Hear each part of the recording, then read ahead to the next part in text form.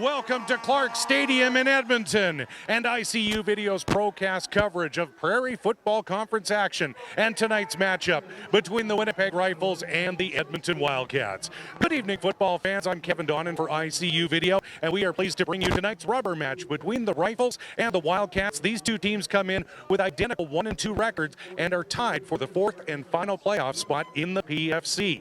This is, of course, the rubber match, and a lot has changed since week one when the Rifles took down the Wildcats 19-3 on home turf in Winnipeg. Since then, these Rifles have lost 2 in a row to Saskatoon and Regina. Head coach Jordy Wilson believes with a bye week, they are reset, recharged, and re-energized and ready to go here at Clarke tonight. As for the Wildcats, there's nothing like a 48-0 shellacking of Calgary to reset things and get ready for the second half of the PFC season. Head coach Darcy Park believes that dismantling of Calgary and growing confidence on offense and defense is just enough for these Wildcats to move into playoff contention. We're in for a great one here tonight at a very cold and very wet Clarke Stadium in Edmonton. We're so glad you're along with us here on the ICU Video broadcast of PFC football. Now let's send things upstairs to Dave Rozak and Rob Harrod. Gentlemen, take it away. Thank you very much, Kevin Donnan, and not nearly as glad as we are that we're up here and you're down there, my friend. I'll tell you, it's not for the faint of heart down here, guys. You got to be hardy.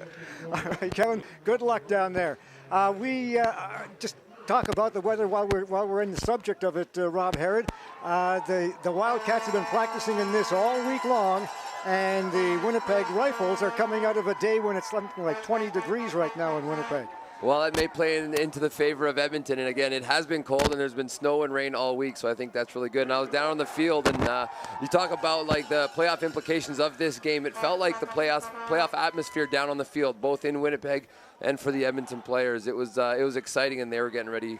There's no question about that. Coming out onto the field, the Winnipeg Rifles appear to be really jacked. They would like to, of course, come up with a win in this victory in this game. More importantly, for the Edmonton Wildcats, they need to win by at least 17 points in order to secure that fourth and final playoff berth. And the reason I say that is because it looks like these two teams, it's going to come down to a battle for that fourth and final playoff berth. Yeah, it will be important. It'll be interesting to see how the end of the game plays out because of that. It's going to be important, and both coaches are going to be very well aware of the situation with points and that if it does end up in a tie, which it likely could. So again, both teams are going to be focusing on the win, and that's most important. And coaches will coach knowing what points they needed to get in the end. And the Rifles, we should mention, are coming into this game kind of broken up, even though they did have a bye week. Andre Ricard, one of their top cornerbacks, is injured with a broken wrist, but he is still playing. And off the kickoff, the ball is going to be placed down at about the 38-yard line. And it'll be the Winnipeg Rifles getting things underway offensively with Riley Knox in at quarterback. He has been sharing the quarterbacking duties with Drennan Bush for most of this season. And Knox coming into this game with 17 completions out of 40 attempts for 194 yards. And you can understand why Coach Jordy Wilson is not happy with his team's passing game. There's a left-handed pass on the sidelines, incomplete, intended on the far side for number 7, Griffin Shillingford. Yeah, and in and out of his hands goes the wet football already, and we're seeing it play in early. And again, great pressure by the Wildcats defense. You can see here in the replay, they've got 4 guys chasing him down, but he did a good job of buying time and getting it to his receiver. Now the receiver's jobs today is going to be difficult, but they're going to have to hold on to that football. Knox already in this season has thrown 3 interceptions, and he runs the ball when he wants to. He's had 8 carries now for 23 yards. There's the pitch out on this side, taken by Brandon Urcioli from Murdoch Mackay High School. He is playing with an injured shoulder going into this game, so you can see that the Rifles are definitely banged up going into this one. And this is not the kind of game and the type of weather you want to be playing with injuries. And again, Winnipeg's coming in with a number of them, and we'll talk about them throughout the ProCast. But again, you know what? You got to fight through, right? And it's game day, and those guys have to be ready. So we'll see how that plays out throughout the night. So it'll be 3rd down, and it's a punting situation for the Winnipeg Rifles. Back to receive the punt will be number 8, Jake Withrow. the 5th leading punt returner in the league. He'll pick it up at the 40 and take it up to the 45-yard line. And that will be all, a 5-yard gain, but we do have a penalty on the play. And no yards, perhaps. Yeah, and it's going to be interesting to see. We've got the starting punter for Winnipeg is out tonight, I believe, and we're going to have their backup quarterback doing the punting duties, and that could play into this tonight. The field position is going to be really important in a game like this with weather like this. So we'll be watching that closely throughout the game to see how field position can change with the punting units when they get out there. I was watching Drennan Bush in the pregame, and he has a high spiraling kick, giving his players not a whole lot of length to it, but giving his teammates a chance to get down the field and make that quick tackle. And that'll be important, again, with the conditions in the field. It's going to be a little slippery out there, so the time for the cover team is going to be important. That first punt didn't look as high and spiraling as he probably liked it to be. Again, first punt of the night. All right, that no yards penalty is going to be taken out of play. Apparently it was the punter that was down there within the area, so they will bring the ball back to about the 46-yard line, and the starting quarterback, as he has been all season long, he's played every game, every play, Justin Swedish. Swedish has been with this team now for a number of years. This is the first year that he gets the start, and right off the top we're going to have an offside. I'm not sure. I think there was some movement on the offensive line this side. Not sure who moved first. Definitely the far edge guy came across and hit the tackle, so we'll see who they saw move. All right, they're calling it against the Rifles. Number 91 for Winnipeg. That is Mature Akau, the left defensive end. So that moves the ball up 5 yards. It'll be 1st and 5, ball on the 51-yard line. First big break of the game for the Edmonton Wildcats. Swedish hands it off to the right side, taken there by number 25, Ramon English. And the Spruce Grove native takes it to the outside, to the right side of the field, and will pick up a gain of perhaps 5 yards on the play.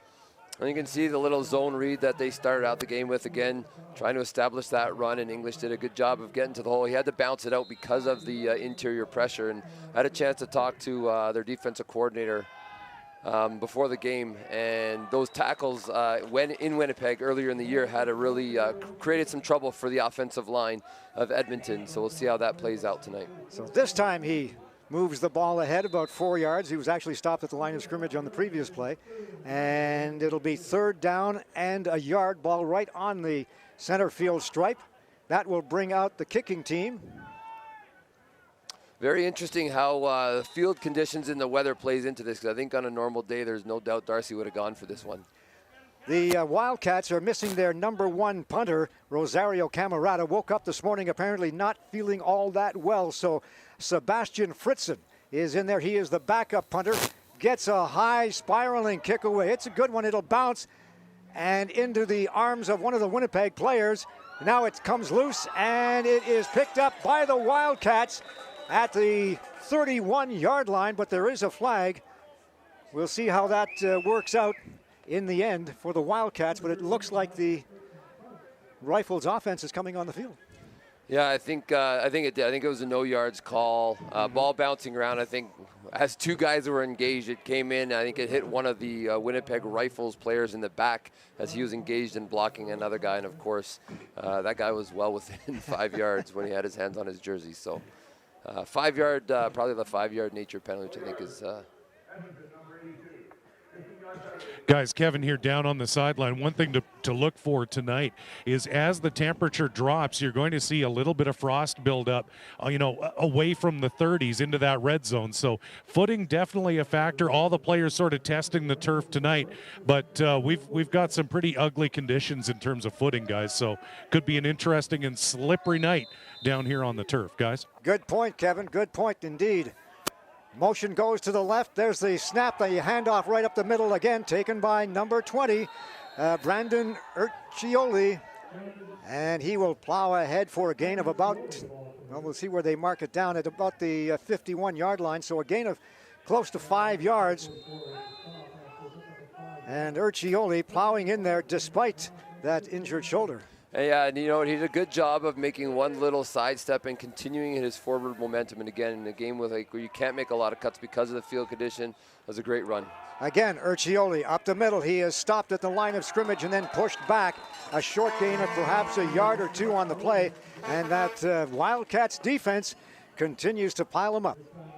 Yeah, they're doing a good job. And again, talking to the defensive coach, they knew they were going to have a real tough run attack that they're going to have to face from Winnipeg. And so I think they prepared all week, working to dissect the offense and what kind of runs they're going to see, and obviously preparing for, you know, the weather where sometimes you can see teams run the ball a fair bit more. All right, Withrow standing at about his 15-yard line waiting for this kick from Drennan Bush.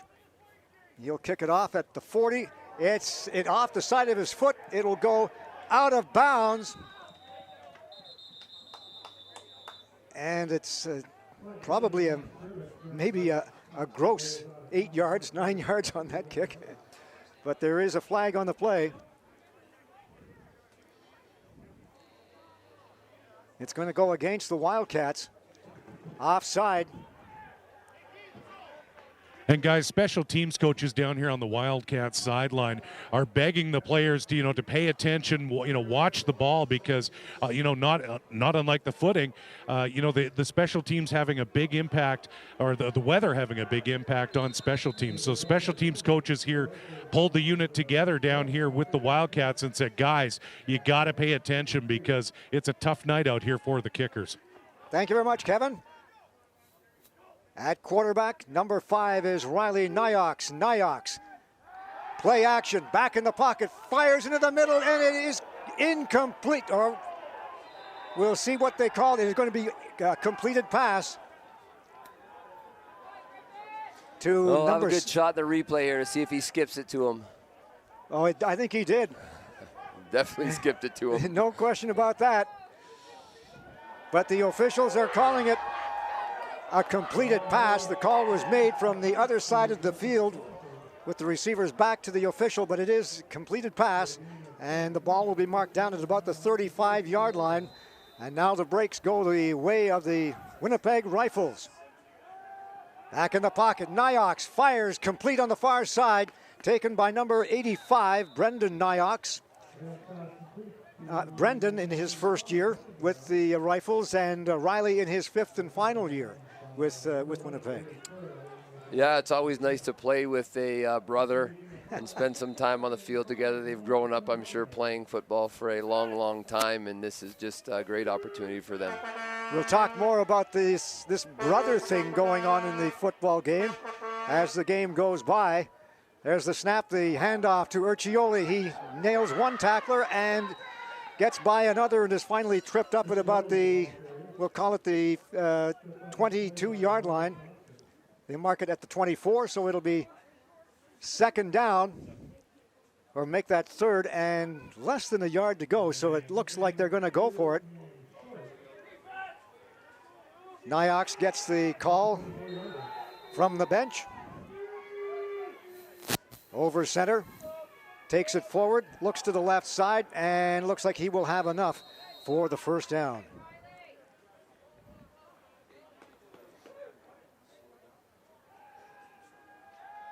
They get out underneath the pile, and there's the...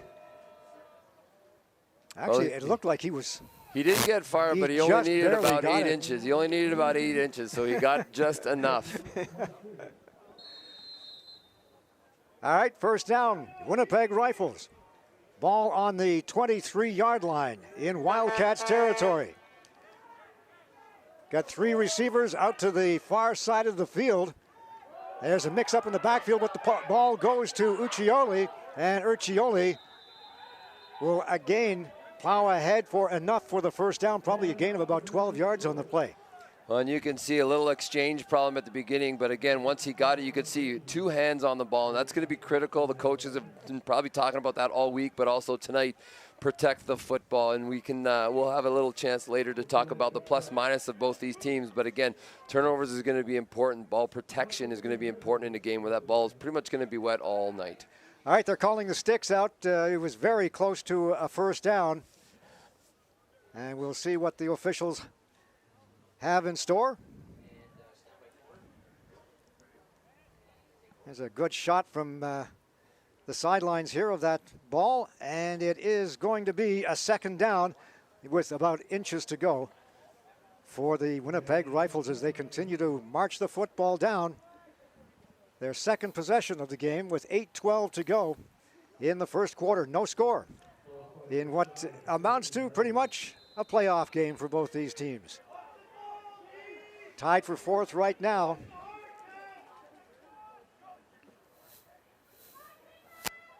Back in the pocket now, Riley Knox. Knox almost picked off at the goal line, in and out of the hands of number 11, Keenan Onabuchi, or make that Brady Kerr for the Edmonton Wildcats. Yeah, you could see on the replay he was grabbing onto it, so a flag came from the far side. It did come a little bit later than maybe the possible penalty, so we'll see what the ref has to say. Meanwhile, Kerr is down on one knee on the near hash marks. Looks like he is holding his left wrist. So again, once again, the penalties are going against the Edmonton Wildcats and moving the ball. So first we had the third down penalty, which continued the drive where they actually got the ball back at the same place. The Winnipeg had the ball after the non-punt play, and now we've got them within the shadow of the goal line. All kinds of last-minute changes for the Wildcats, getting other players out there. It'll be first and goal, ball on about the 4-yard line. There's this high snap, a mix-up in the backfield. Knox is going to be thrown for a loss, and in there to make the tackle was number 7, Chopper Hippie. Yeah, and you can see again the exact same exchange problem we saw earlier in this drive. It'll be interesting to see how they adjust to that and how they change that, because when it's one play, sometimes it's miscommunication, but when you see the exact same mistake happen a number of times, maybe it's someone not understanding the play call, something more than maybe just not hearing what was being called. All right, a loss of 3. It'll be 2nd and 7.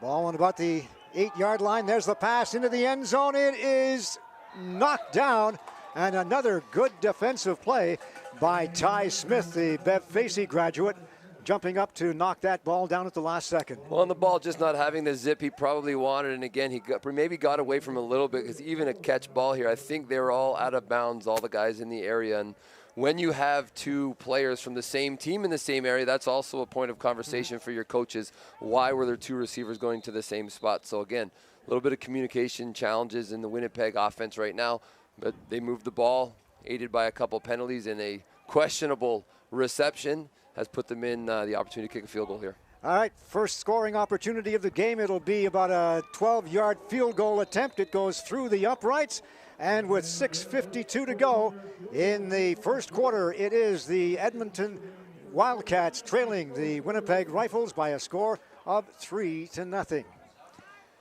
And with that, the margin in points for and against increases.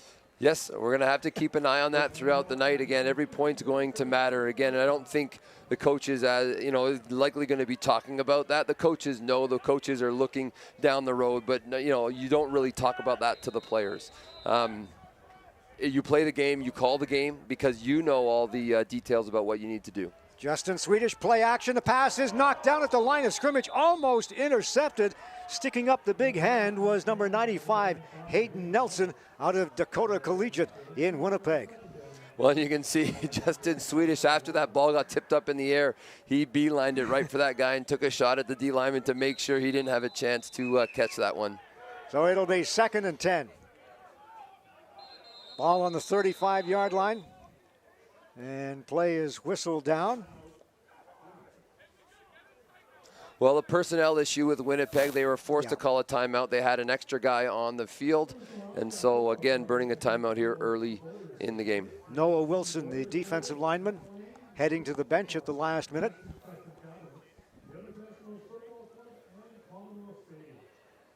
And when you look at the early going here, Rob, a few breaks here and there really going to be a determining factor, or could be a determining factor in this game, because these two teams are so evenly matched.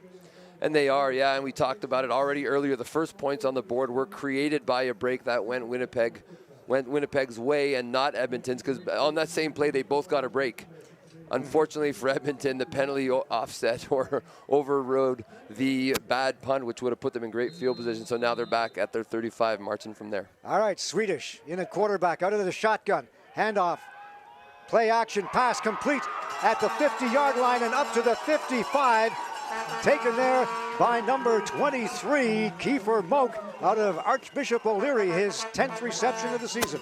Yeah, and a great job watching the ball come in. Again, he was fully extended across the middle where you know you're going to take a shot, but he did a great job of keeping his eyes on the ball, securing it with his hands, and tucking it away to complete the reception and move the field quickly and get 14 yards by the looks of it. Ramon English doing a good job of selling that play action. This time, it's another play action pass, and this time it is going to be Swedish trapped in behind the line of scrimmage, and in there on the initial touch was one of the defensive backs. I believe it was number 40, or make that one of the linebackers, number 44, Cole Sneesby. That was hard to determine by that. The penetration just got through so quickly and destroyed any chance of the play developing. I'm not sure if it was a little bit of a fake handoff and a shovel pass or what it was, but definitely the inside pressure got to them. All right, there's the screen, and this time it is intercepted by one of the defensive linemen, the big guy, number 93 for Winnipeg, Justin Kwiatkowski, another Dakota Collegiate grad. Well, and again, they're talking to the defensive linemen, getting their hands up in the air, and that time, again, we saw it close, and that time they have it. So again, turnovers in favor of Winnipeg. Justin Swedish is hobbling off the field.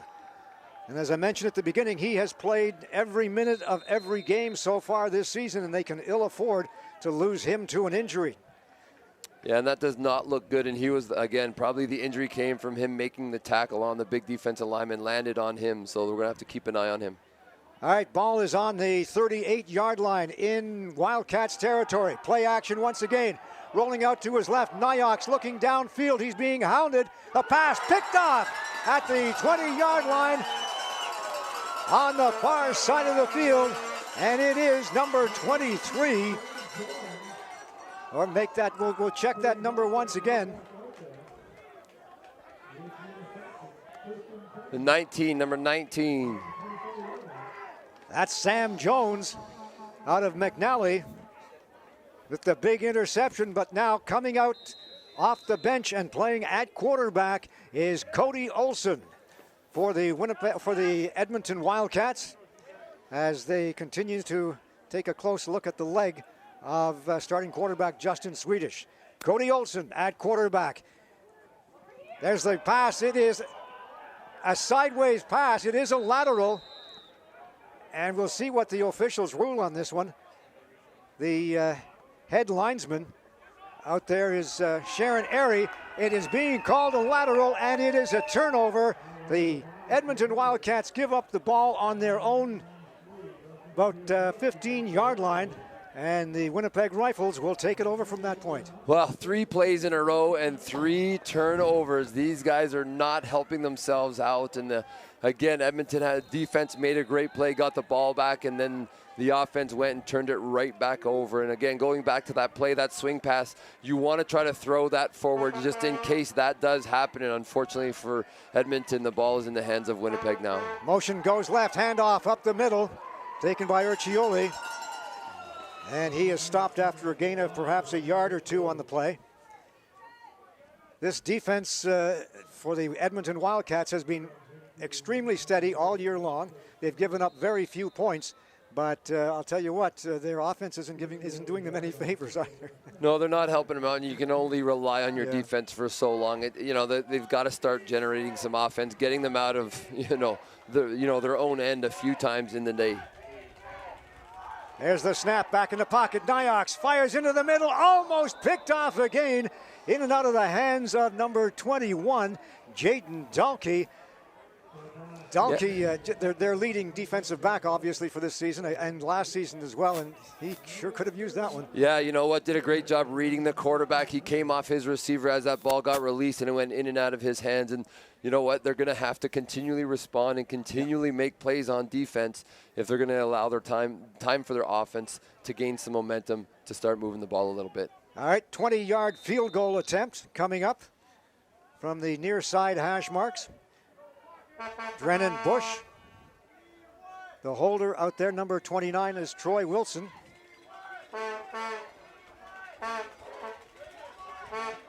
There's the field goal attempt from the 20. It is through the uprights, and with 3:22 to go in the first quarter, a pair of field goals are the difference. 6-0 in favor of the Winnipeg Rifles over the Edmonton Wildcats. Well, considering the turnover we've seen already by Edmonton deep in their own end, you know what? Only being down 6-0 is actually really good. And giving up a field goal on that one, really, the ball was turned over. They had a chance for an interception, and they ended up holding them to 3 points. Again, small victories, but victories for the defense that they're going to have to continue to do. But now we got to go back to the Edmonton offense. We're going to see if they can get the ball and move it down the field. All right, Cody Olsen at quarterback for the Edmonton Wildcats. He has the two-man set. 3 receivers to the far side. There's the handoff up the middle, and it is taken by number 28. That's David Adebayo. And Adebayo getting his first touch in the PFC since 2014 when he first joined this team and then went over to the U of A Golden Bears. Well, yeah, and something's happened, and he's back with the Wildcats, and I'm sure he's excited to be back, and he's excited to be playing some football. And again, we've got him lined up in the backfield again. You can see he's got a solid base. He's a strong runner, and that's the type of back you'd like to use a lot in a game like this. Olsen, single setback. There's the handoff. Right up the middle and stopped after a gain of about a yard or two is once again David Adebayo. And just waiting for word from the sidelines from Kevin on the situation regarding the starting quarterback, Justin Swedish. We'll get that for you in just a couple of minutes here. Now we're going to have the punting team coming on. Kev, you got anything for us there on Justin Swedish? Absolutely, Dave. The training staff, lots of concern down here on the Wildcat sideline, of course, with Justin Swedish. He has been trying to stretch that knee out, but a lot of concern about that right knee. Trainers are asking him, trying to jump on it, see if he can put some weight on it, but definitely lots of concern down here, guys. All right, thank you very much, Kevin. There's the short kickoff from Sebastian Fritzen, and it goes to number 11, Keenan Onabuchi, and he is stopped after a short run back of about 5 yards or so. They'll put the ball down around the center field stripe, but there is a flag on the play. Yeah, and I think it's going to be the 15 yards. And again, the punt returner, number 11, did an amazing job of coming up and catching it in the air. And that's important, especially when you know it's a short kick. The cover team's getting downfield.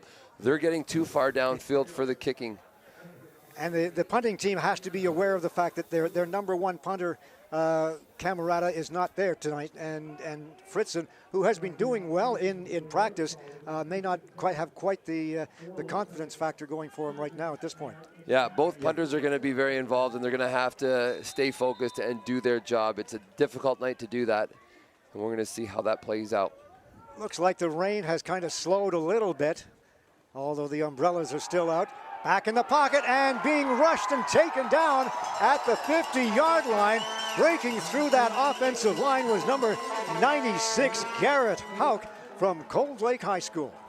I think it was number 98, not number 96. That was Evan Kochesarli. Kochesarli, and again, great job of wrapping him up, not letting the quarterback get out, because it was almost like he wasn't even sure if the ball was there, but he did a good job taking him down and getting back some of that field position. We talk about starting field position. I mean, Winnipeg has started in great field position on their drives, and so the Wildcats are going to have to do a better job on special teams and offense to switch that field position. There's those younger eyes again. There's the pass on the flats, taken there by number 7, Griffin Shillingford. And again, that was one of those passes that could have been ruled a lateral had he dropped it, but he held on and actually picked up a couple of yards on the play. Yeah, we had the perfect angle to see, and it was a little bit backwards, and I'm sure if it would have been on the ground, it would have been a loose ball. But again, victory for the Wildcats defense in stopping them after the punt and 15-yard penalty, and they're going to get it back in the hands of the offense. But we've got to get that offense moving, and they're going to have to find a way to move the ball and change the field position. High snap taken by Bush. He gets a good spiraling kick all the way down to about the 15-yard line, taken by Withrow. He's up to the 20, still going to the 25, and taken down just shy of the 30-yard line. Good run back for Jake Withrow. Yeah, it was a good job. Getting him out of his own end and getting a little bit more field position, a little bit more breathing room was really important. And again, you talked about in warm-up, the punter, that was the punt I think they've been wanting. Okay, the first 2 punts, not so good, but that one really helped them. And good for the Edmonton Wildcats to get 10 to 15 yards on the return to help their offense out. All right, Olsen still in at quarterback. They send 4 receivers to this side of the field. 1 to the boundary side. Everybody heading downfield. Olsen back in the pocket. Now he'll take off with it. He's at the 30 to the 35 and slides down just shy of the first down marker. And there's going to be a UR against the Rifles because the Rifle tackler did hit the quarterback after he slid. We'll take a look at it here. One smart play by Olsen to slide feet first. And again, once he initiates that slide, he is off bounds for any contact. And so again, defensive player, they've got to recognize that's going to happen. Get over him, jump over him, dive over him, but avoid the contact because that's going to add more yards to what was already a great gain for the Edmonton Wildcats. All right, that moves the ball to the 53-yard line, still in Wildcats territory. This time they'll put 4 receivers to the far side of the field. Back in the pocket, looking to the far side. The pass is incomplete, just shy of the intended receiver, number 80, Brandon Rebnord. And they actually had another receiver just in front of him as well, who appeared to be open. Yeah, and you know that you'll see in here in the replay. He's got lots of time. He sets his feet, and again, he just doesn't have the arm strength to get it out there. And it may not be an arm strength issue. He's not going to throw that outside, but again, It's the ball, right? Again, a little bit of moisture on the ball. So your hands are getting a little bit colder as the night goes on. Couldn't quite get it out there to the receiver. All right, at the end of a first quarter, it's a 6-0 football game in favor of the Winnipeg Rifles, and this game being brought to you by some fine sponsors for the Edmonton Wildcats: Regent Supply, Madson's Custom Cabinets, JC Boiler Service Limited, McElhaney, Tanner Young Publishing Group, and of course their next door neighbors, the Edmonton Eskimos. Yeah, and the Eskimos are on a bye this week, and a great week for a bye week, I tell you, with the snow. Let's go downstairs. Here's Kevin. Thanks, Dave. Of course, ICU Video in our Procast coverage of Prairie Football Conference action. We want to wish the Edmonton Wildcats a very happy 70th anniversary football season. This is, of course, their 70th anniversary. We want to wish head coach Darcy Park, the entire organization, and, of course, the alumni. We've got some things to talk about a little later in our Procast tonight. But, of course, ICU Video wants to wish the board, the president's staff, and, of course, the coaches, players, and that great alumni that is still around town. We want to wish them all the best on this, their 70th anniversary season. And of course, down 6-0, but the Wildcats are ready to go here on the Wildcats sideline. And if my teeth are chattering, it's a good night to ask for a raise, guys. I'll keep that in mind, but please do, Dave. Put in a word with the boss, will you? I think he heard you. I hope so. I hope so, guys, because I will say this, guys, the rain is actually increasing a little bit, and you can feel the wind is starting to pick up, and snow is in the forecast. So it's Prairie Conference football. We never know what you're going to get, guys. There you go. It's September. It's Edmonton. It's Alberta. It's summer, it's right? Canada. It's summer. It's still summer for another 6 days. Oh, sure. Can't you tell? There you go. Back up to you guys. All right. In at quarterback, Cody Olsen for the Wildcats. Ball on the 53-yard line. Back in the pocket now. Looking downfield. Takes off with it. And we'll pick up a gain of perhaps a yard or so on the play. Olsen, of course, from a long line of quarterbacks and players on the Edmonton Wildcats. Yeah, I had a chance to coach one of his brothers a number of years ago now in one of the Senior Bowls here in Edmonton. But again, you're watching a change of quarterback. Interesting to see already. A little bit more throwing, a little chance for Olsen to get out of the pocket and actually use his legs. And so it's going to be interesting to see. Swedish didn't seem to do that as much, although he's capable of doing that. Olsen, a little bit more likely to pull it down and get out. Obviously, the first run went for a little bit longer than this one. But again, something the defense is going to have to be aware of, that if Olsen's willing to run, they can't just get upfield and try to contain him. They're going to have to make sure they stay in their lanes and make sure they contain him, force him to throw the ball downfield. So it's 3rd and long, about 3rd and 9 to be exact. And the Wildcats will be forced to kick this one away. Sebastian Fritzen the backup punter, in there, and he will be kicking into a bit of a wind. Gets the ball away. A good high spiraling kick drives the Rifles back to their own 20-yard line, and it's taken there by number 85, Brendan Knox, and Knox is knocked out of bounds after another good run back. Yeah, great run back. He had a couple blockers out in front, so you'll see great punt too. Actually, you couldn't ask for a better punt. We need to get the cover team down there. You can see on the right-hand side of the cover team, they just got caught up in the speed to the outside edge. He really outran it to out to the sideline, which created a lot of space for him. Got a lot of speed on that outside. So it'll be first down for the Winnipeg Rifles. Ball on the 39-yard line. Three receivers out to the far side. Again, another mix-up in the backfield, and Knox decides to hold on to it. And it'll be a gain of perhaps a yard or so on the play. I'm not sure if that has anything to do with the fact that he's a lefty, that Knox is a lefty, and the other quarterback, Brendan Bush, is. I got to think the running backs. I got to think the running backs going to the wrong side, because again, 3 times in a row, same formation, right? Quarterbacks in shotgun, running backs right behind him, giving him the two-way go to run either way. But again, you got to know which way the quarterback's going to turn. And the coach is going to have to sort that out, because that can be very, very costly, running into the back of the quarterback. Now, this may be a call on the part of the Winnipeg coaching staff. They've actually called the offense off to the side of the field and called a timeout just to discuss that very. They could be, yeah. If that's their bread and butter, they got to sort out what's going on in the backfield. And again, you can't afford stuttering your feet, turning one way, turning the other. And then obviously your quarterback's now going to be taking shots as a runner that you don't necessarily want him doing that all night long. Yeah, you don't see that very often at this level of football. I mean, in high school football, it happens. I know it happened to me a lot back in my high school days, but at this level, it shouldn't be happening. No, they definitely shouldn't. Whether it's a numbering system they're using or whether it's just a simply communication in the huddle, something's got to get done so the running backs and the quarterbacks are on the same page. 13:37 to go in the first half. Winnipeg Rifles leading this one by a score of 6-0. And we now have indication that it is definitely very cold out there. Dave, one of our camera guys, is shaking his hands. He's got that little hand warmer in there just to keep it going.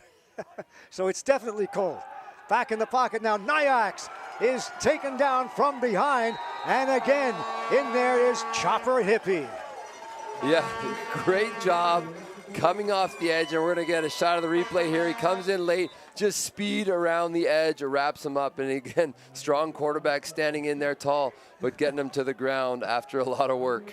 A little bit of a delay on that rush, but he got in there in time and was able to take the quarterback down for the loss of about maybe 3 yards on the play. So it'll be 3rd and 13. And once again, the defense, as you mentioned, holds strong. And Drennan Bush is forced to kick this one away from about his own 25-yard line. And he'll be kicking into a bit of a wind. Drops the ball, almost takes the knee, and then throws it away. And it is almost intercepted.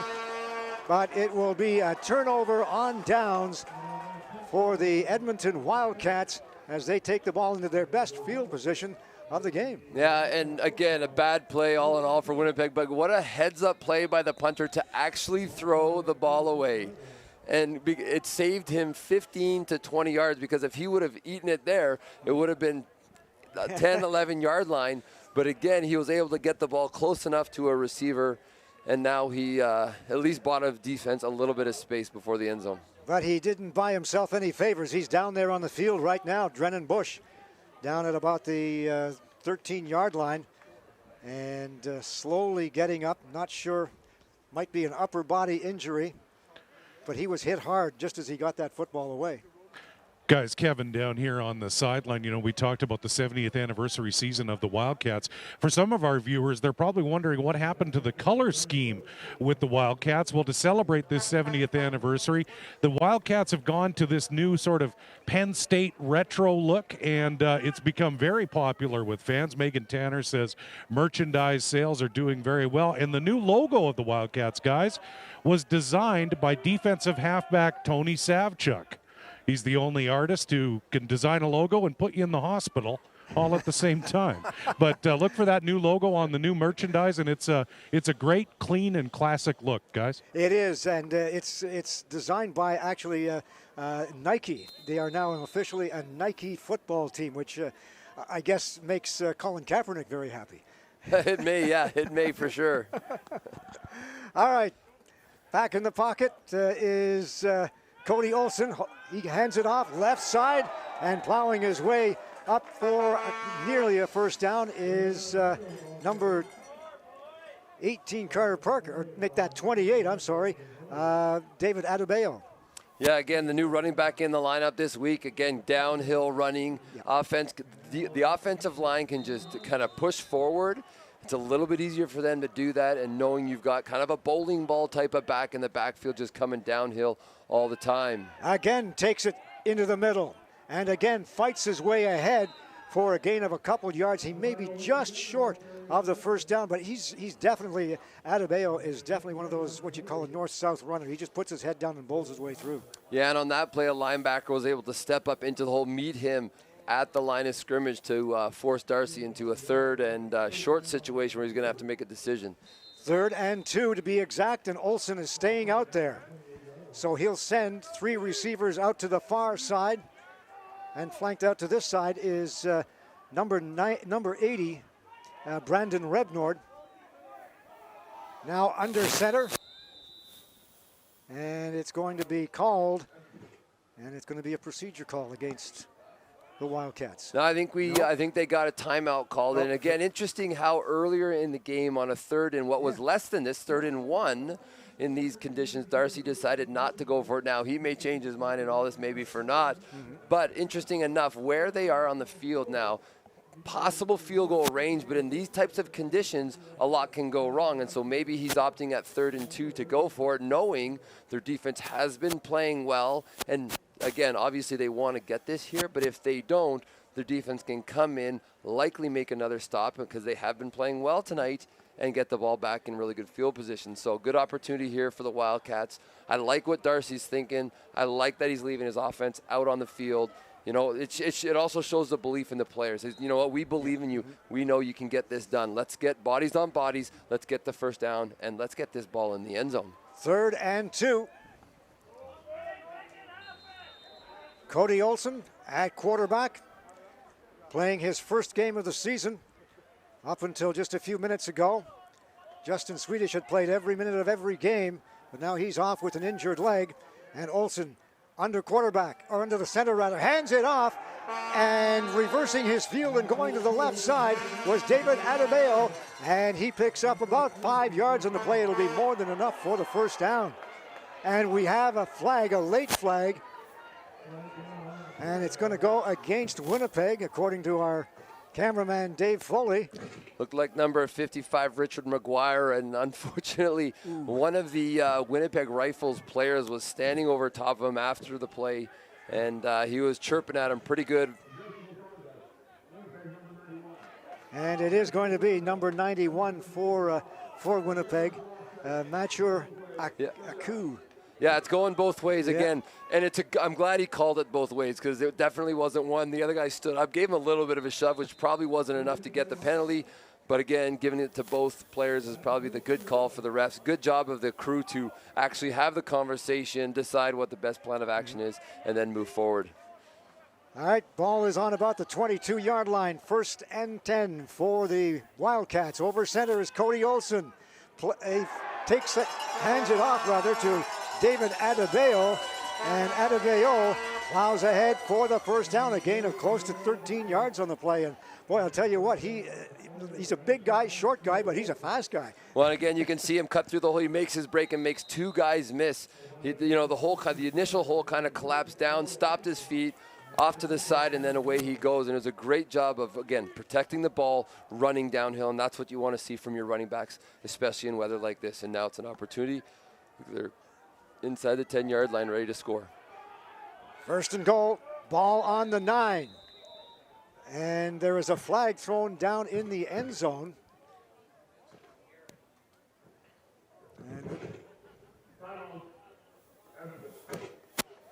And the Wildcats call a timeout. Obviously, they have Well, there's Coach Darcy Park talking with Cody Olsen down there.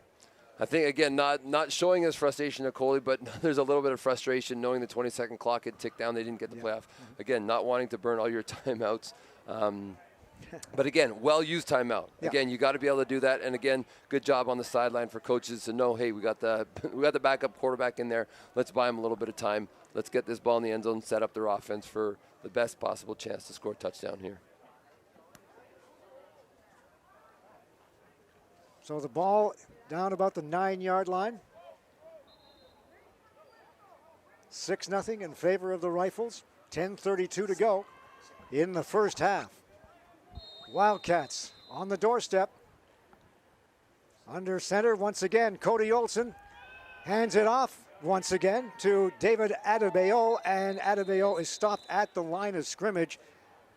There's no hole there that time. No, there's nothing going on there. And again, but here's what I like to see. And if you watch Goldie, he's going to have a chance to actually pull that ball at some point in time. And I think that's something that we are going to see. Because again, if the running game starts to pick up and continues to churn out yards for the offense, that just opens up more things for the offense to do. You can pull it, a little bit of play action. Everything goes better on an offense if you can run the ball consistently. All right, this time out of the shotgun with 3 receivers to this side of the field. There's the handoff once again to David Adebayo, and Adebayo is taken down again after a short gain of perhaps a couple yards on the play. Interesting that they've suddenly changed their philosophy offensively. When Cody Olsen first came in, he was doing nothing but stepping back and letting the ball go, and now it's off to the run game. Well, and again, the water in the air, the mist and the rain coming down is going to start to change that philosophy. And if you can run the ball, there's no reason not to.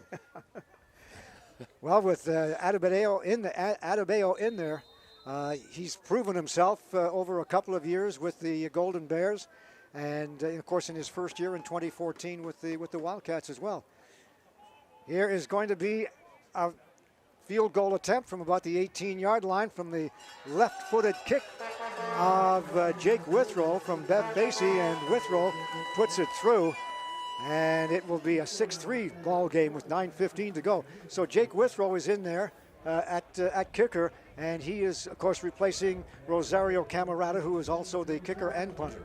So they've had to bring in a couple of guys to fill in for one position for one fella. Yeah, and you know what? He's done a good job. And again, and maybe that played into the choice on the third and 2, right? That's true. Playing in 3rd and 2. What's the distance that he can kick field goals from? Obviously, he was successful there. And now, again, looking for the defense to make a play. Wildcats have played well so far tonight, continue to turn the ball over a couple times, and need to do it again. Riley Nyox at quarterback, fires it into the middle. It is complete for a gain of close to 5 yards on the play. Taken by number 89, Cole Chowan out of Tisdale High School. Oh, great job by the linebackers. They see the crosser coming from the slot on the right side of the offense, and he closed down to limit the gain to 5 yards. And again, that's what those linebackers want to do. If he continues to do that, he sees that coming. One of these times, the linebackers may have a chance to jump the ball. All right, 3 receivers far side to this side. Motion goes to the right. Back in the pocket. Looking downfield, the pass is, well, nowhere near anybody. It was probably intended for number 7, Griffin Shillingford, and actually had one of the defenders closer to it than Shillingford. Yeah, and so once again, the defense does their job. Not a lot of receivers in the area, just getting rid of the ball. Again, smart decision. Get it out of your hands so you don't take a shot and you don't give up any more yards than they have to. And now they're going to have to rely on their punting team, which, again, has been kind of sporadic a little bit tonight. We'll see what the Winnipeg Rifles can do with their punt team here. Back ready to kick this one away for the Winnipeg Rifles is number 11, or make that 81 for Winnipeg, and that is Dallas Opiola. He gets a good kick away and down to about the 40-yard line where the Wildcats will take it over. The punt taken by Ramon English. And we do have a flag on the far side of the field. I'm not sure what this is. Maybe in the replay we can see. Not sure if it's a holding or what we'll get from the refs. Rain still coming down there, Kevin? Any harder? Well, guys, you know what? It's now sort of. I think we're into sleet now, guys. If we're going to do a bit of a weather update, but yeah, right now the wind is picking up a little bit, and we are seeing the rain. It's kind of going. It's just in waves, really. I mean, either mist or rain, but we're definitely going to get some snow tonight, and the conditions are only getting worse down here, guys. All right, Kevin. Thank you very much. Wildcats take the ball over on their own 33-yard line. Cody Olsen at quarterback. On the play action, he is taken down, and a good job breaking the coverage and getting into the backfield was number 91, Matur Aku. And when you watch that replay, you see Cody puts the ball kind of on his hip, but it probably wasn't as clean as he would have liked it to be. So he needs to draw that defensive lineman in a little bit more, and then as soon as he pulls it, he's got to go. It looked like his first step kind of coming out of there just wasn't fast enough, and the defensive lineman did his job exactly what his coaches have taught him to do. Don't let him get outside the contain. All right, second and long, about 16 yards, and there's the pass. It is complete on the sidelines, and taken there by number 23, Kiefer Moak. He'll get back to almost the original line of scrimmage, so it'll be a 2 and out for the Wildcats. Well, good job of getting the ball, getting a few yards again. You can't be greedy. You can't try to make plays on every play. Sometimes it's like, you know what, let's just get what we can. Let's punt the ball away. Let's get the defense back on the field. Let them do their job. Rifles will have good field position when all is said and done. Two receivers waiting at about their own 50-yard line. There's the snap. It's a good one. Almost fumbled, but a good kick away down to the center field stripe. It is taken there by number 85, Brendan Nyox. Nyox has some room on the outside, and he is gone for the touchdown. Brendan Nyox. We talked about his speed earlier. We knew he had a chance to get to the edge, and that's all he did. And he did a great job of setting this up. You'll see right from the get-go. One, he's fielding it cleanly, which is really, really important. He takes a couple steps up, and away he goes, knowing he's got the speed. He gets to the edge, comes inside that outside cover guy, and then away he goes, and there's nobody catching him on the way to the end zone. And a good job of setting up the blocking, too, by that Winnipeg special team. Yeah, they did. And the best part about it is they're not taking an illegal block. Yeah. Again, on a day like today, your feet aren't working really well. The conditions aren't great. Great job of not taking a penalty. And Winnipeg taking control of the game right now. Adam Gottfried with the point after. And he gets it through the uprights. And so with 6:27 to go in the first half, it's a 13-3 football game in favor of the Winnipeg Rifles. Guys, Kevin here down on the sideline. Justin Swedish, the starting quarterback, continues to try and, walk that right knee off. It's definitely tightening up in this cold weather. He's still trying to see if he can go, but I would definitely say that his return is doubtful, guys. All right, thank you very much, Kevin. And that's certainly bad news for the Edmonton Wildcats. Cody Olsen will likely go the rest of the way in this football game, and there's a lot of pressure on that young man's shoulders. Yeah, and we're going to talk about big plays, and that being the first big play of the game to kind of break this open a little bit. Yeah. It's going to be, the weight is on the Cats' offensive shoulders. They've got to move the ball. They're going to have to get some points, and they're going to have to respond to that. Again, the night's moving on, time's ticking on.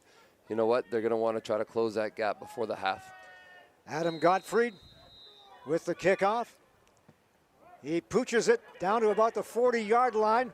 It'll be taken there by Ty Smith, and Smith is hammered just shy of the 40, and the Wildcats will take over in pretty fair field position. Again, the Rifles not wanting to give up a big play, keep the ball on the ground, chance of a fumble. The ball's wet already, and now it's skipping along the ground. Good job by the Edmonton special teams unit on kickoff return to secure the ball and get their offense on the field here safely. 1st and 10 for the Wildcats, ball on their own 40. Two-man set, 3 receivers to the far side.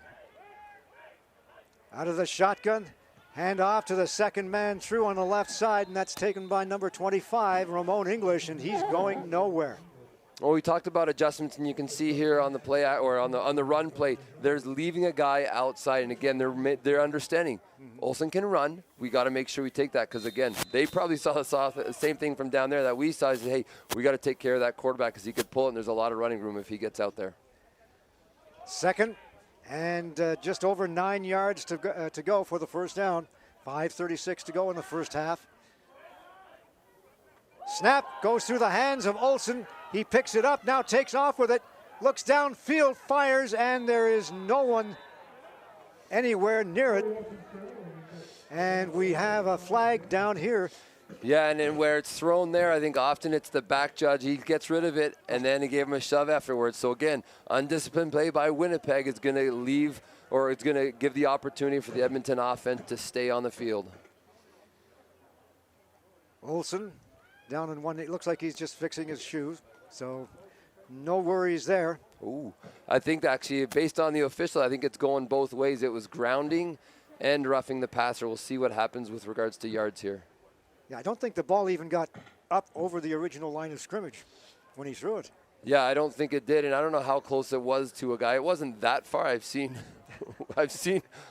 things get called very differently, but again, it looks like they're going to call both, and we'll see where it ends up.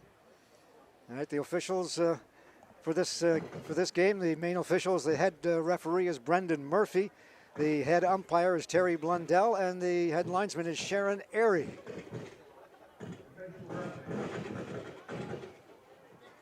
The Airy family continues to keep a strong foothold on the in junior football.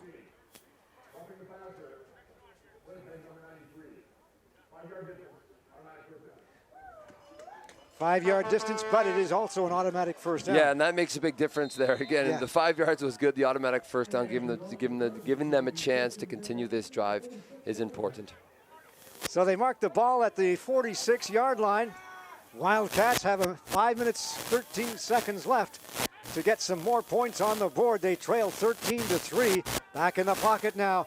Olsen looking downfield. It is caught at the 50-yard line for a gain of about 5 yards, and going up and bringing it down was number 80, Brandon Rebnord. And he had a great catch. Look at him using his hands, and it looks like he's not even wearing gloves out there. Using his hands, going up, high pointing the ball. We often hear them talk about high point the ball, get your hands on the ball. Great job of catching it, getting his feet down in bounds to give them a real manageable 2nd and 5. Best catch I've seen this season, guys. Unbelievable concentration along the sideline. Thanks, Kevin. There's a handoff to David Adebayo, and Adebayo is hit at the line of scrimmage and may even lose a half a yard on the play. It looks like they're keying on him now defensively. Yeah, they definitely are. After that drive, it was mostly him right up the middle. They're going to force them to do other things, and I think the Wildcats offense is going to have to adjust. And again, going back to that first down play, Cody's having time in the pocket to throw when he's going out of shotgun, and there's not the play action. Again, they're not relying on the play action to draw the defensive lineman. Their pass protection is pretty good. The receivers are going to have to find space to get open based on their route combinations to give him time to throw the ball, but I think they're going to have opportunity to do that because they are getting their protection. 3rd and long, and getting a kick away is Fritzen. Fritzen has the ball bounce all the way down to about the 25-yard line, and it will be taken by Brendan Nyox, and this time Nyox is going nowhere. Well, interesting. This time they had one returner back, and so they brought another guy up to the line of scrimmage, and they punted away from him, which I think was a brilliant idea, obviously, to try to contain him. He's a very dangerous athlete out there, and the cover team did a good job of breaking down, containing, and again, we talk about gang tackling. That's an important piece in weather like this because you never know when the ball could come out or when someone's going to slip when trying to make a tackle. All right, ball on the 25-yard line, 4:06 to go in the first half. 13-3 in favor of the Winnipeg Rifles over the Edmonton Wildcats. There's the handoff up the middle, Urcioli, and he gets across the 30 to about the 33-yard line and will be shy of the first down by a couple yards. Yeah, going right back to the run, right up the middle. And what I like about this play, and you can see the slot back comes in behind the offensive lineman and actually becomes an extra blocker. So what you're doing is you're exchanging, and he happens to be a massive kid. I was down there on the field looking at him. That guy's a giant. He looks like a tackle, and he's playing in the slot position. Motion goes to this side. They flip it out to the other side to Urcioli. Urcioli is up to the line of scrimmage and then is stopped. And he may have picked up a yard or so. We'll see where they mark it down, but it's going to be close to the first down. It is. You can see he actually fumbles the toss. Oh. Well, not, he bounced up in the air and then again did a great job of keeping his composure, trying to get what he can. Made it close, but it looks like Winnipeg's opting to punt here. It'll be 3rd and close to 3. So Winnipeg will be forced to kick this one away, and waiting for it down around his own 45-yard line will be number 8, Jake Withrow. Withrow with 25 punt returns coming into this game for a total of 203 yards. 5th in the league. There's a short kick. It's end over end. It bounces along the sidelines and smothering it for the Wildcats. We'll see if we can get a number for you. It's on the far side of the field, but I believe it was number 2, Tony Sabchuk. And the young artist, should we say artist in waiting? He's obviously an artist. He's obviously a published artist, right? He's already published, so I guess we can call him that. But, I mean, Kevin talked about earlier how the special teams coach was having lots of conversation with those guys, and right there's a prime example. Again, the returner's not getting to that, but everybody else is being aware. Where is this ball flying? Let's get on it. One, don't let the punter get to it. But, again, jumping on that gave him an extra 5 yards, I think, because of the no yards penalty. No yards, and it'll be 1st and 10 for the Wildcats. Ball on the Winnipeg 42-yard line with 2:56 to go.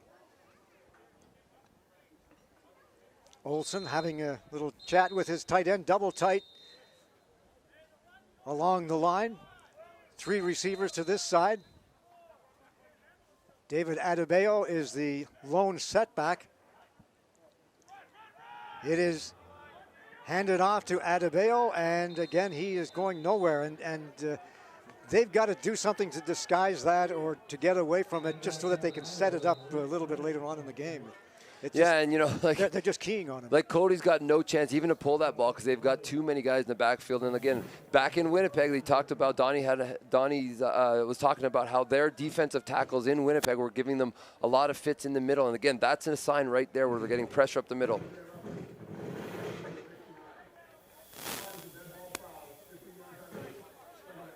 All right, the UR is going to go against the Wildcats. 15 yards all the way back to the 52-yard line of Edmonton.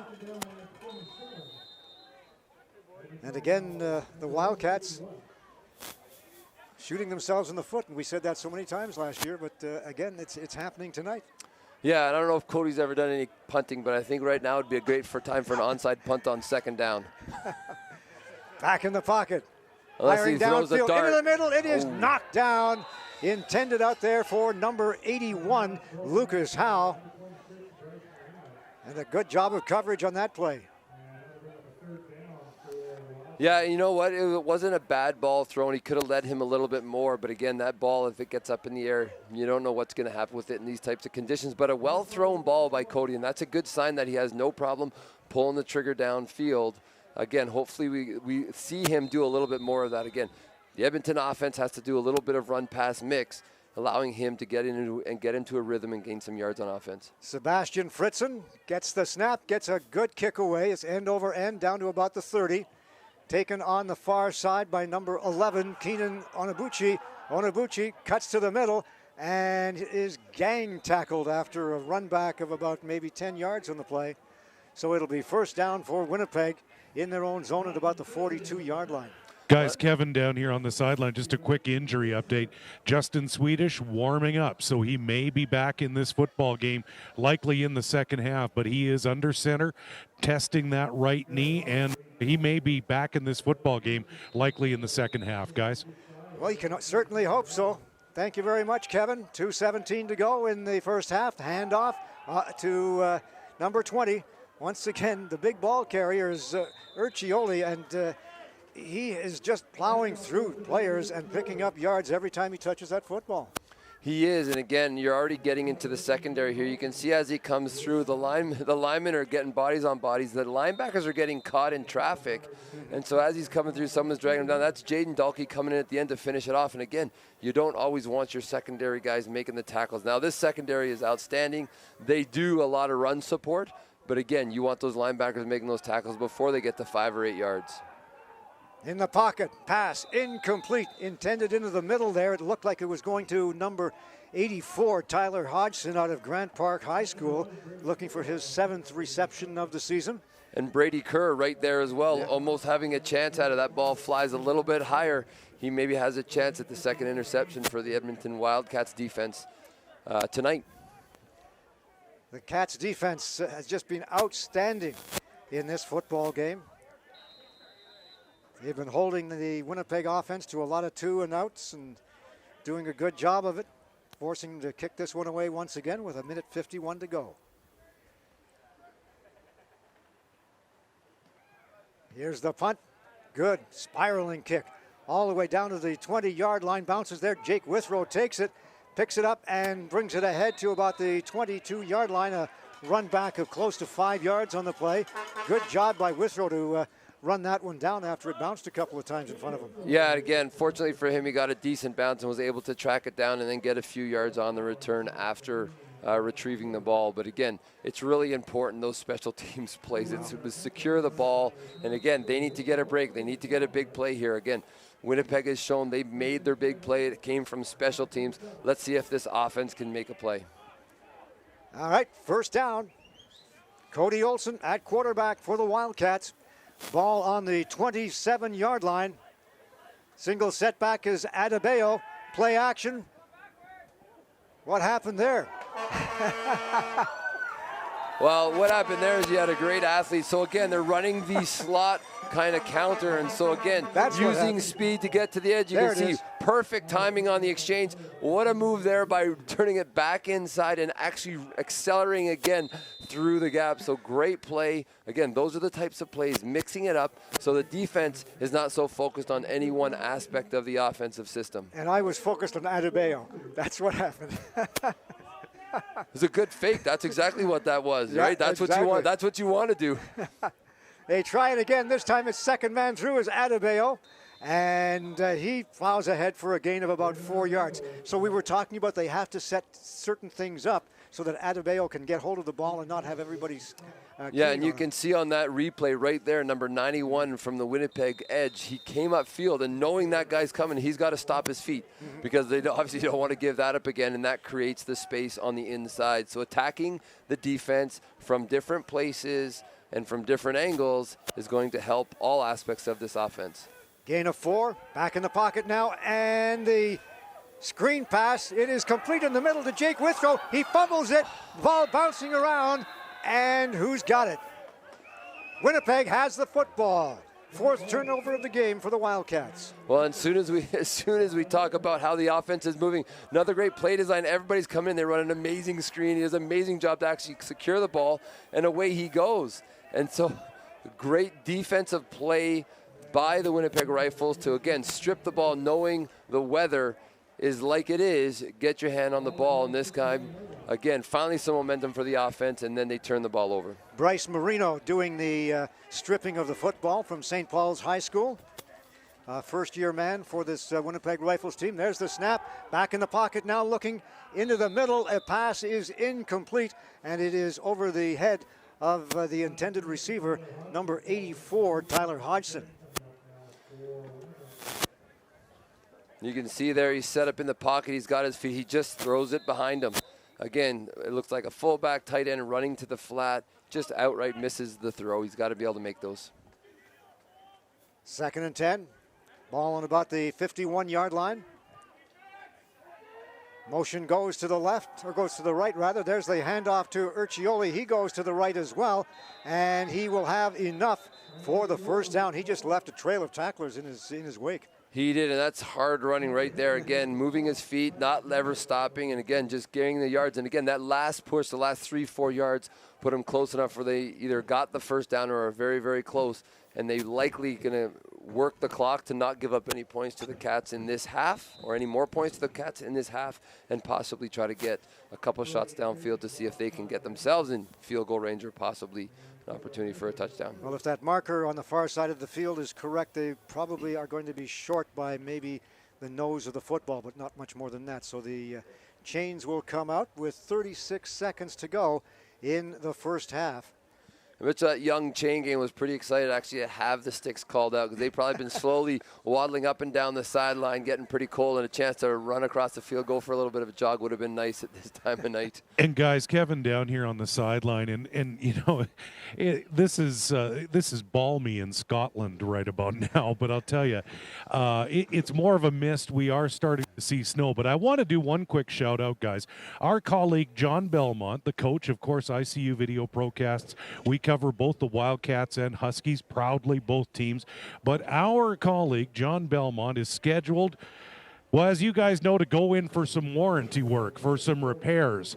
Now, the coach is out tonight, but I'm sure he'll probably watch this game because, you know, when it comes to the Prairie Football Conference, Coach Belmont has his finger on the pulse of the league. So we want to wish our coach, John Belmont, all the best. Going in for some hip surgery, going to get himself a brand new hip. Rumor has it could be a rocker arm and bearings from a 68 Chevelle. But we want to wish Coach Belmont the best, all the best to him as he gets through surgery, and then, of course, the recovery out there at his compound out in Pigeon Lake. We want to throw out a shout out to the coach, John Belmont, and wish him well as he goes in for some repairs, guys. Absolutely, Kevin, no question about that. I've got no comeback to that one, let me tell you. Well, and the way Coach Belmont prepares, you know, the doctor, he probably told the doctor, you know, if you run into trouble, just wake me up and I'll walk you through it, you know.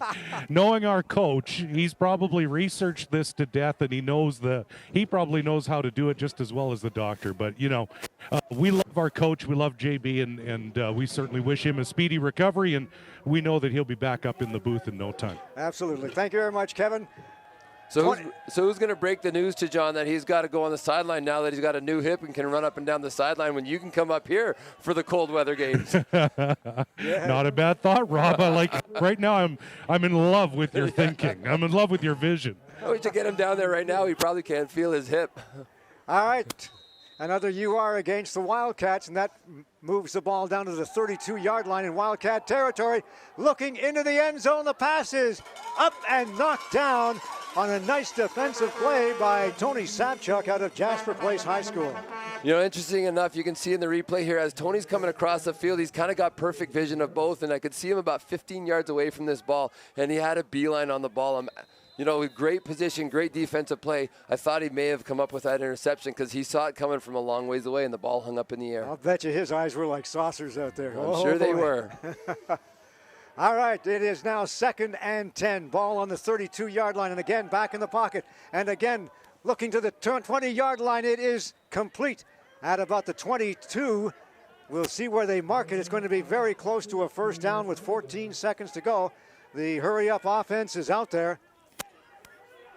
Going to be short of the first down by about 1.5 yards or so. Third and 1.5 yards. Back in the pocket now. Into the end zone. There is nobody. I mean nobody there. There we go, hit the Eskimo truck there in the end zone again. Must have been miscommunication or wrong reads. It looks like both guys on the left side you can see hooked up at about 10 yards. Nobody going into the end zone. Great job of Winnipeg actually moving the ball, taking a couple shots, and obviously here bringing their field goal team out to see if they can get a few more points on the board. And this field goal will be coming. Oh, is that going the other way? Oh, that was third down. That was third down, yes. Oh, interesting call. Interesting call. There we go. I think they were just looking to put some extra padding on that score heading into the dressing room, but it doesn't work out for them. And now it's a question of whether Cody Olsen takes a knee, or do they this time go for it themselves? He's going to go for it. Looking long. High spiraling kick or pass, and it is knocked down. Intended out there for number 80, Brendan Rabnord. Good job defensively by the Rifles to stop that one. And at the end of the first half of play, it is the Winnipeg Rifles 13, the Edmonton Wildcats 3. And let's go downstairs, and here is Kevin. Well, thanks so much, Dave. I am here with head coach Darcy Park. You're down by 10 at the half. In tennis, we call them unforced errors, and right now the mistakes are kind of hurting you right now. Yeah, special teams, punt return for a touchdown. Otherwise, it's a 6-3 game, and our defense is playing really well. Offense, we just have to be able to get in there and move the ball. Speaking of the offense, will we see Justin Swedish in the second half? Do you have a bit of an injury update? How's it looking right now? And these conditions aren't helping either. No, I don't think. I think we're comfortable with Cody. We're just going to kind of tailor a little bit things that he's good at in the second half, and let Cody go take advantage of it. Now, how do you get the offense going? I mean, like you say, your defense has been outstanding all season long. Tony makes the big play here. You're getting big plays on defense. How do you get the offense going in the second half? Well, it comes down to just like playing in that moment and everyone doing their job. We've had good opportunities to make big plays, and we got one guy at point of attack whiffing on a block or not running their assignments. And I think if we just take a deep breath, we've got 30 minutes to go, and it's a 2-score game. We're in good shape. We're going to get the ball to start the second half, get a little momentum, and then play the last 2 quarters. Get ready for some winter football, and you had a little bit of fall, a little bit of summer, and now some winter football in this second half. Yeah, 100%. I mean, the kids love it. There's no excuses. It's cool. We can fly around the field, and we just got to make a few more plays. It's the only way to stay warm. Yeah, thanks a lot, Coach. That is head coach Darcy Park, the coach of the Edmonton Wildcats, who are down by 10, 13-3 here at the half at Clarke Stadium. And let's send things back upstairs with our ICU video procast halftime with Dave Rozak and Rob Harrod. Guys, thank you very much, Kevin Donnan. And now you can go for a little bit of a little bit of a walk underneath the. I was hugging the coach. Could you tell? I wanted to get really close. That's a lot of hugging. Oh yeah, oh yeah. It's the only way. Okay, and they talked about the weather, and it really, at this point, has not been that much of a factor in this football game. It's obviously played into how they're calling the game. Yeah. I think from a coordinating standpoint, both the defense and the offense, I think what they're doing is they're calling a different type of game, and that's okay. And I know Darcy talked about how the coaches or the players are loving it. I'm not sure as a player if I absolutely loved it. I love to play the game, and I know these guys want to be out there, but, if you could change the weather, they sure would. But, again, they've got to play in it. Both teams are playing in the same conditions, and they're going to have to learn to deal with it. Well, as you mentioned, they have to design their game because of the weather, but they also have to redesign their game that the Wildcats do in the dressing room because of the new quarterback in there, Cody Olson. I mean, the offense is designed around the abilities of Justin Swedish, not so much Cody Olson. So what kind of changes will they have to make offensively to suit Cody Olson? Well, I think what they're doing and what we've seen is a little bit of drop back passing because again, he's a little bit taller. He can see through the different lanes. He can see downfield, and he throws the ball quite well. And we saw that a little bit at the end of the second quarter. So I think what they're doing already is what we're going to see more of. Again, if he can have a little bit of success, what I want to see them do a little bit more is probably throw the ball to the intermediate to short routes. They've kind of thrown it intermediate to long, taking a couple shots downfield, which again I think needs to be mixed in there. But again, the running game it was great on one drive, but then they couldn't do it. So, again, the alternative to a running game gaining 4 to 5 yards is the opportunity to throw the ball 3 to 5 yards, maybe break a tackle and make more. Well, as the saying goes, I mean, one supports the other, really, as far as the running and the passing is concerned. Totally right. You're totally right. They both do well. And you could see, actually, the impact of the run game on the passing game when that developed in the second quarter. They ran the ball, then they came out, they were running in different directions. Yeah. I think some good play calling is going on. Ball security is going to be important. There's no way they can get away with turning the ball over as much as they are. In terms of the Winnipeg Rifles, just a good all-round offensive display out there. The running of Urcioli is just something to behold out there. Yeah, and again, the offense in Winnipeg hasn't impressed me a ton. They have run the ball well, but that's really all they did. Their biggest pass play, I think, was the one that could potentially have been not a pass play because I think it skipped off the turf. But again, these officials don't have the luxury of replay after replay and slowing it down like we do up here. But again, the reality is they've got to make the call. They made the call, but really that was probably one of the only passes that was completed for any kind of distance. And again, talking about big plays, there hasn't been a lot of them. Punt return, kickoff return have really produced the bigger plays. A couple plays, 15 to 20 yards, but not very much more than that. It's been 5, 7 yards, 8 yards, 2 yards, no yards. And it's kind of tough slugging on the offenses right now. Well, it's interesting, too, that Urcioli is their main running back in this game, but the number one running back on the team is Matt Miteyango. and we haven't seen much of him tonight either. So. Yeah, and we did talk about the injuries, and I'm not sure the extent of all the injuries in Winnipeg, but again, there definitely are some, and that's going to change your lineup. So let's take a look at some of the. Let's tell you before we do the stats. Why don't we go downstairs? Here's Kevin Donnan. Well, thanks so much, Dave Rozak. I am down at the half with Sam Johnson, the head coach of the St. Albert Skyhawks. First of all, welcome. Like I said all night, welcome to Scotland, and you've done some coaching with these Wildcats. First of all, your impressions of tonight. Like we talked to head coach Darcy Park, some unforced errors in that first half. Well, we're just so young, and with that inexperience comes some. Some mental mistakes. I think we have some great athletes out there, but we just got to find our path and get to it. Now, what's changed with the team? The culture has certainly changed. It's a tighter group now. It seems like a more enthusiastic group. What are you seeing? How is the organization and the culture changing with the Wildcats? Well, they were a storied group for a long time, and we kind of lost that a little bit, and it's all about finding an identity, right? And Darcy and the guys have worked very, very hard at trying to change that culture. We have good leadership in the locker room. We have good leadership with the coaching staff, and we got good recruits. Kids are starting to believe, and then that old man Mo, that momentum is starting to swing back towards us. And what does it mean for a fifth-year player like Jaden Dalkey? He has worked so hard at getting that culture going. He's organized, the rookie nights, and he's got his own entourage following him around in a motorhome, the Dalkey crew. What does it mean for a leader like that, and to show these young guys about what it means to be a Wildcat? Well, you know what? They have to do that. Nobody else is there to do it, and believe it or not, losing eats at these kids, right? And it takes a strong personality like a kid like Dalkey to be able to fight off those pressures and to show these guys, no, this is the right way to do it. We have to do it this way to be successful, and the only way we're going to do it is do it together. And he exemplifies all of that. And one question to wrap up: give us a Skyhawks update. How are things looking up out in St. Albert? Well, it's very competitive out there. I have a good young group of guys there. We're mostly 10s and 11s, and our guys are excited. And hopefully, I don't mess them up too much, and things will keep going well.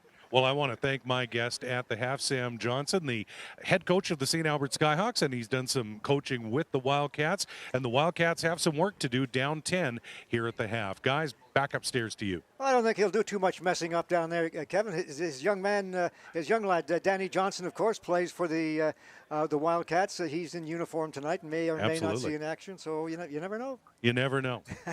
All right, thanks a lot. Good Guys. job, Kevin. And back upstairs, take a look at some of the statistics now. And from what I can see, it's been pretty even as far as the offenses and defenses are concerned.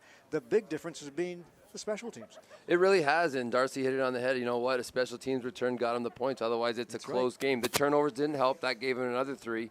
But again, looking at the net offense of yards, actually, the Wildcats are actually outgaining both in the run and pass is really, really close. But I think if I saw them correctly, Winnipeg was only 4 completions. That's right. And Edmonton was only 3 completions. So very little. There's a lot of balls being thrown, but not a lot of completions happening. The run game going both ways. The difference right now is the turnovers and a punt return touchdown. Well, the Wildcats 3 for 9, and the Rifles 4 for 13, as you say. A fair number of passes, but not a whole lot of completions. So, more of the same coming up in the second half, or do you expect the Wildcats perhaps throwing the ball a little bit more, going to the strength of Cody Olsen? I think they will take their shots downfield. I think they'll try to integrate a little bit more passing in. I mean, the run game, again, was good for a while, but then it got snuffed out. Okay. And again, I mean, from a Winnipeg standpoint, I'm going to say, show me that you can throw the ball in these types of conditions and actually do it consistently and have success, and then maybe we'll adjust and we'll take extra guys out of the box to stop that. But right now, they're going to bring the guys in the box. They're going to say, hey, if you can't run the ball, we don't think you can beat us. Well, running wise, as far as Urcioli is concerned, he's been able to make some nice yards on his runs. A lot of that has to do with the work of the offensive line, though, and that's something that perhaps David Adebayo would like to see a little bit more out of his offensive line.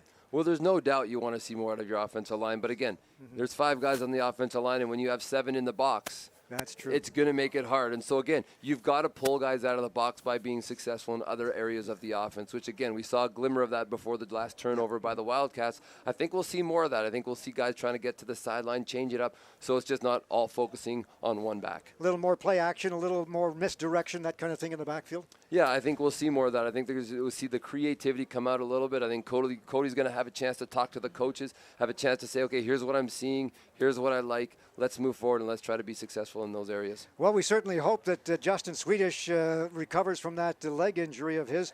He was warming up on the sidelines, but the head coach of the Wildcats, Darcy Park, says he's perfectly comfortable with going with Cody Olsen. So that's a great thing for a young man like him to hear.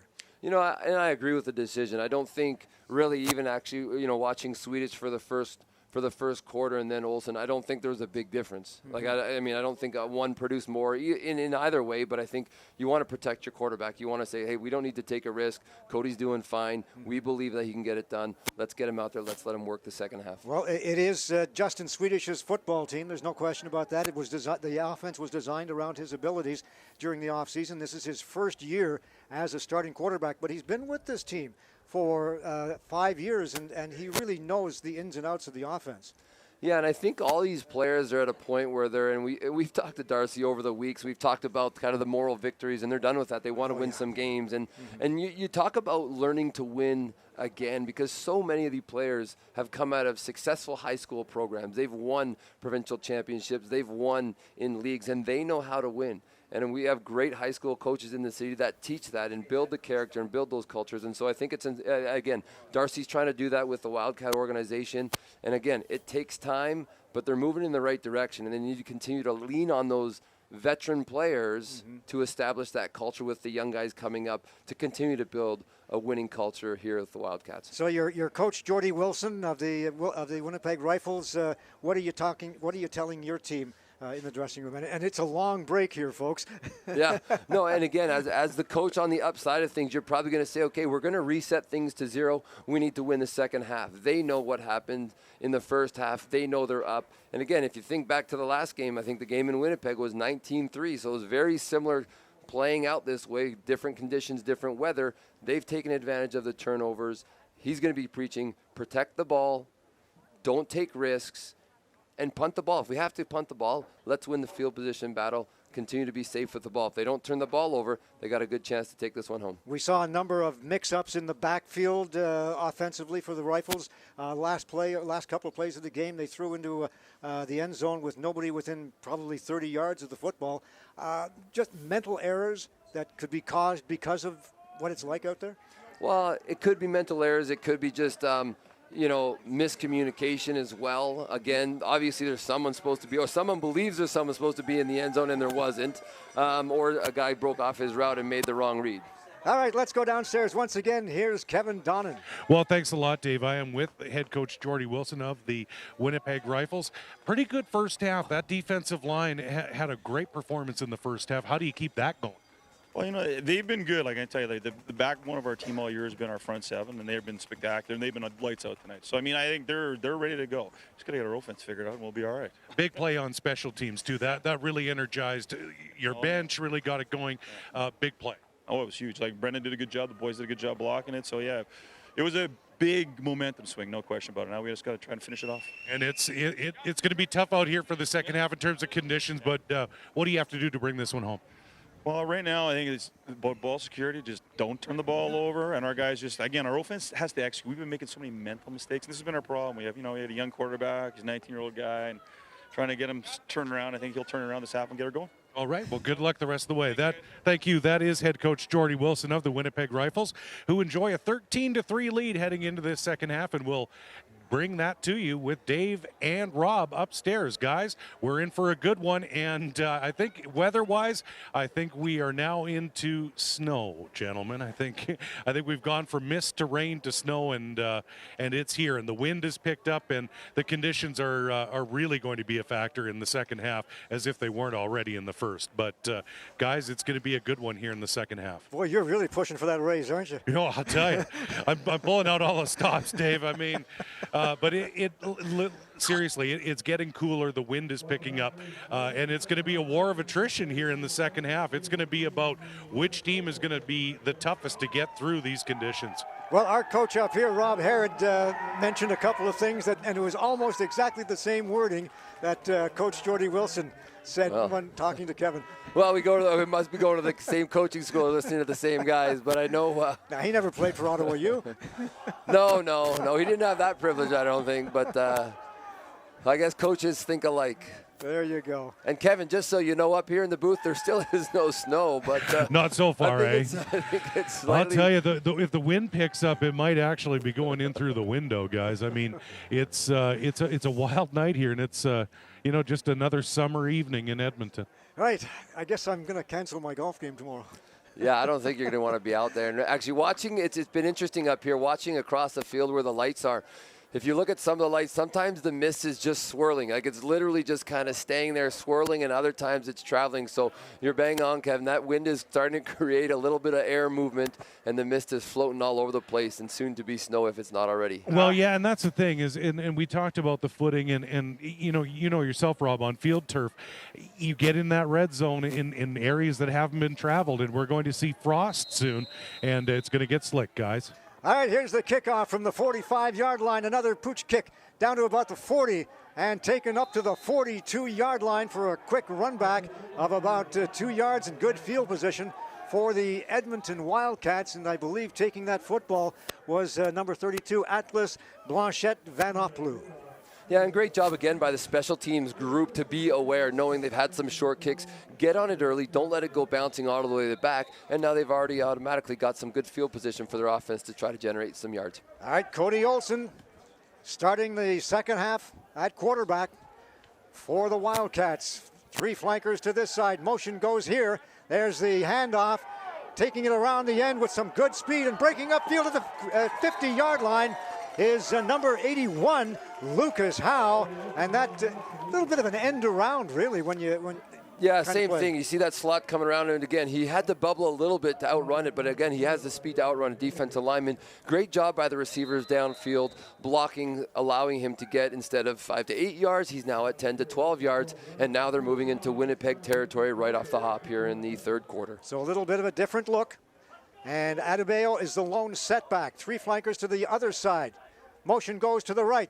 They play action, and Cody Olsen is going to be caught and taken down by 2 or 3 Winnipeg Rifles players at around his own 50-yard line.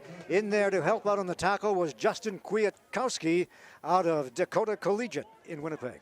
Well, and once again, the defensive lineman, that front seven is really doing a good job. They are getting pressure up the middle. They're getting pressure from the outside. And again, if Edmonton wants to be able to move the ball, they can't put themselves in second and long situations like this. And they've got to challenge those interior linemen. But they're just right now losing the battle in the trenches.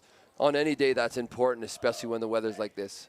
Second and about 18. There's the snap out of the shotgun, and plowing ahead for a good gain of close to 15 yards on the play is Ramon English from Spruce Grove. And I tell you what, he showed a little bit of speed going through that line. He did, and we saw that last time we were at home in the game against the Huskies. It took him a little bit of time to get going, but again, quick feet, light on his feet. He's able to make cuts a little bit easier in some of these conditions. And again, great run. Unfortunately, being in second and 18 or whatever it was, didn't produce a first down, but it definitely gained some field position back for Edmonton. So Fritzen will be kicking this one away from about the center field stripe. He gets a good kick away. It'll bounce short and taken on the fly. But a good job by Keenan Onabuchi. He's still moving and finally taken down at about the 25-yard line. That can be a dangerous move, but Onabuchi, now that's twice that he's been able to do that and hold on to the football. Yeah, again, Wow. In conditions like this, it's always dangerous. And again, great job of the special teams unit to continue to play. Again, the first kind of guys down, he ended up peeling back a little bit, ended up losing about 5 yards from where he could have had the ball. Again, all positives for Edmonton. Now their defense is once again going to be called upon to limit the offense's productivity, see if they can get the ball back, if not even create a turnover. All right, from the 25-yard line, Riley Nyox hands it off, and taken down behind the line of scrimmage was their number 1 running back, Brandon Uccioli. And a good job by the Wildcat defense. Well, number 92, Cole Milford, did a great job knifing into the backfield, not giving the running back a chance to set his feet and explode to the opposite side. Just came downhill, wrapped him up, perfect tackle in the backfield, putting them for a loss, putting them in a tough position because, again, not throwing the ball. I think only 3 or 4 completions so far in the first half. This is in favor of the defense. Going to be an offside call. Well, we'll see what it is. I'm not sure whether there was movement on the offensive line or defensive line first. Yeah, I'm not sure, but the Edmonton was definitely bringing some pressure, yeah. And you could see from the quarterback. We'll get the call. It's against Winnipeg. Well, that's great for Edmonton. Again, second and even longer. But again, something I think we got to re-look at for the Edmonton defense is they've got to make sure they contain the quarterback. Even though they've had pressure, they haven't really got to him a ton when they could have. And so again, watching for the rollout, he likes to roll out. And you can see on that last play, although it was blown dead, he's got good speed to the edge. They got to make sure they take care of the wide side of the field. Knox at quarterback, fires it into the middle. It's knocked down at the line of scrimmage, and once again in there to do the damage was number 92, Cole Milford, and a great series for him. Well, 2 great plays, and you can see, and you often teach your guys, hey, if you're not getting to the quarterback, get the hands up, and that's exactly what he did. Both hands up, knocked the ball down, and again, the young quarterback, again, coach talked about it at halftime, making some mistakes. Again, they're going to put pressure on the young quarterback. Defense is going to help him out. Well, I'll tell you, Milford was in a heck of a battle down there with Kenneth Whitaker along the line, and Milford won that one and got the hand up to knock the football down. Here's Bush with a high, long, spiraling punt all the way down and out of bounds at about the 32-yard line. And let me see if I can knock that one off. 30, 40, close to 50-yard punt. Yeah, and again, that's exactly what Winnipeg needed. They were kind of pinned in, lost a few yards in their own end. Great job of flipping the field, getting a good punt. And again, it's something that the punt returners have to be aware of. Again, they were up a little bit too tight. They should have been further back. Again, other than the first 2 punts were Shanks and a short punt, he has been kicking the ball well. And again, you can't afford to give up 15 yards. Even if they catch that in the air and go down right there, they're 15, 20 yards further ahead. So they got to make sure they don't make that mistake and they keep the ball in front of them. At the 30-yard line, 1st and 10 for the Wildcats. Motion goes to the right. There's the handoff to the right side, and again taken by Ramon English, and English will pick up a positive gain of maybe 5 or 6 yards on the play. See where they mark it down. They had to get to about the 42, and they'll mark it just over the 35 to the 36-yard line. Had a good chance this week. I was actually we were talking to NFL fantasy football, and we were talking about some great running back combinations, like kind of the thunder and lightning type of combination. I was thinking Warwick Dunn and Mike Allstott many years ago in Tampa Bay, and I actually see this kind of playing out here for the Edmonton Wildcats. They've got kind of a slasher who can get there in a hurry, make a cut, and make lots of yards, and they've also got a running back that's going to get those hard yards. So I think they're now bringing both running backs into the game, using them both effectively, not only going up the middle, but also going side to side. I like what they're doing with their offense and see if they can keep the drive going. All right, English is the lone setback. 3 receivers to the far side. Motion goes to the right. There's the double fake and the pitch out to the far side and actually get back to the line of scrimmage. And it'll be 3rd down, or make that 2nd down. And a little bit of play action in the back, and yeah, and I like the play action in the back. I like what they're doing. I think they're coming laterally, which again, sometimes on a wet day I wouldn't necessarily suggest, but they did a really good job of creating yards out of it. So now it's a threat, and all of a sudden you're seeing your defensive ends, they're coming more upfield, which is again creating running lanes inside, which you also see has been productive. 3 receivers to this side. Back in the pocket. Olsen, screen pass intercepted. He could go all the way. Great move. And in for the touchdown, number 94, Devin Turner. Well, you know what? Very rarely do you see one defensive lineman make an interception, and now it's 2, 1 on each of the quarterbacks for Edmonton.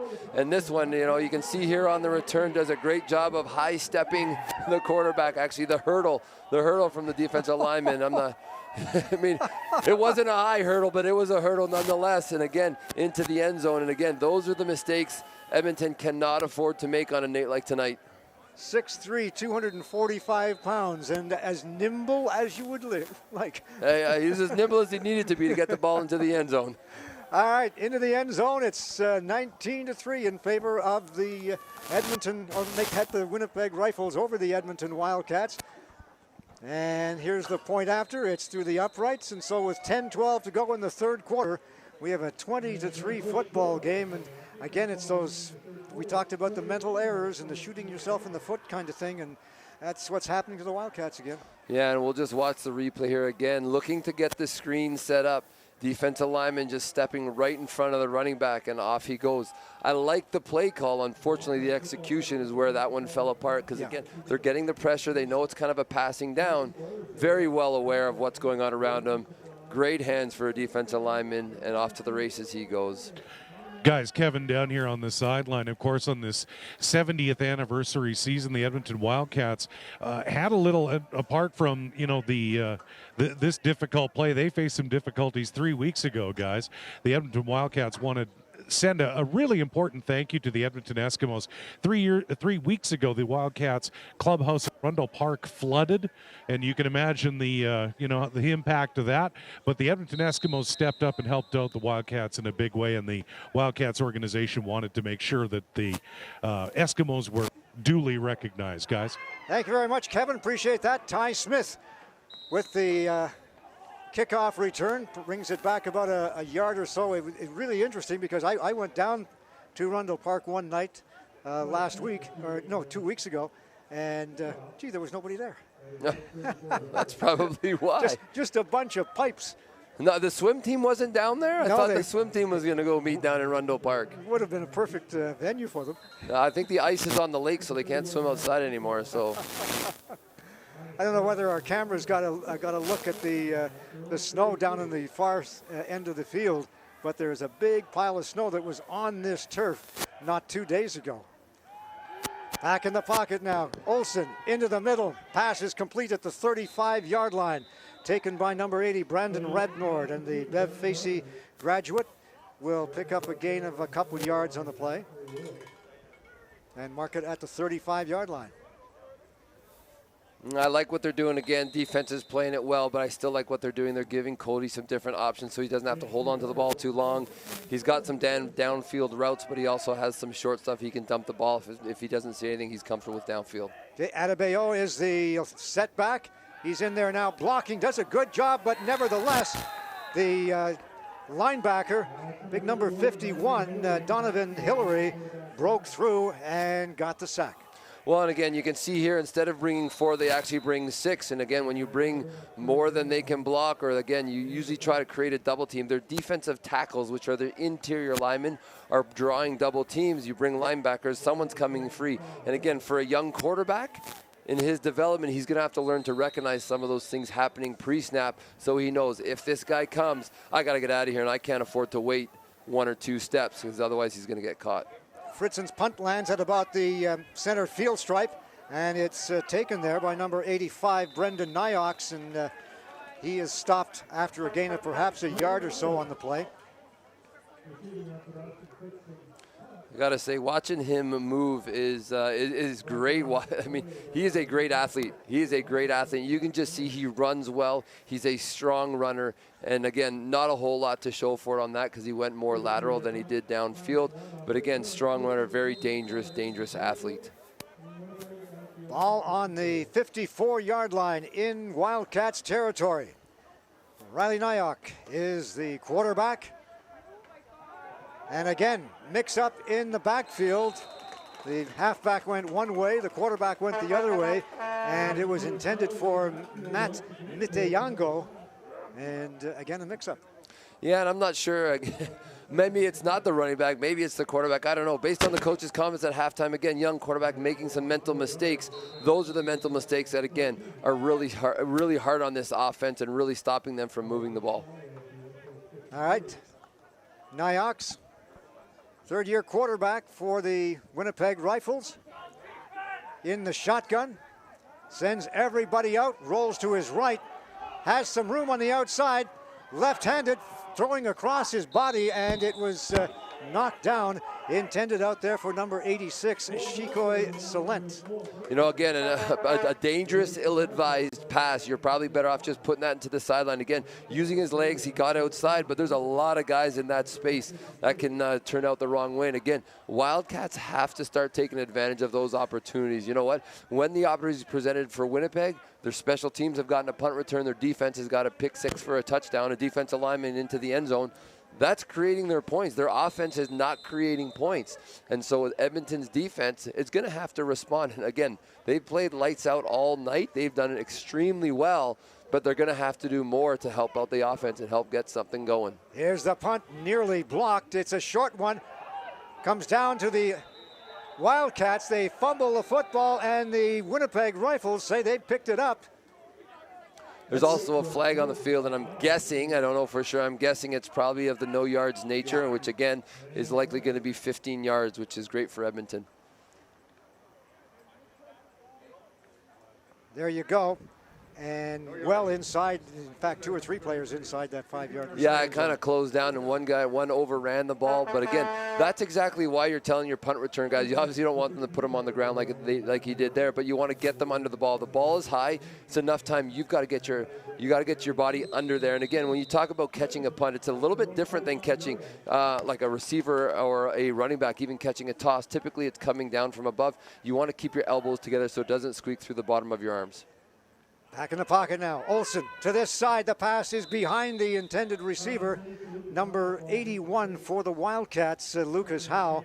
And that will go for naught. It'll be 2nd and 10. You know, I think what they're going to have to talk to Cody about is not looking at where he's going again.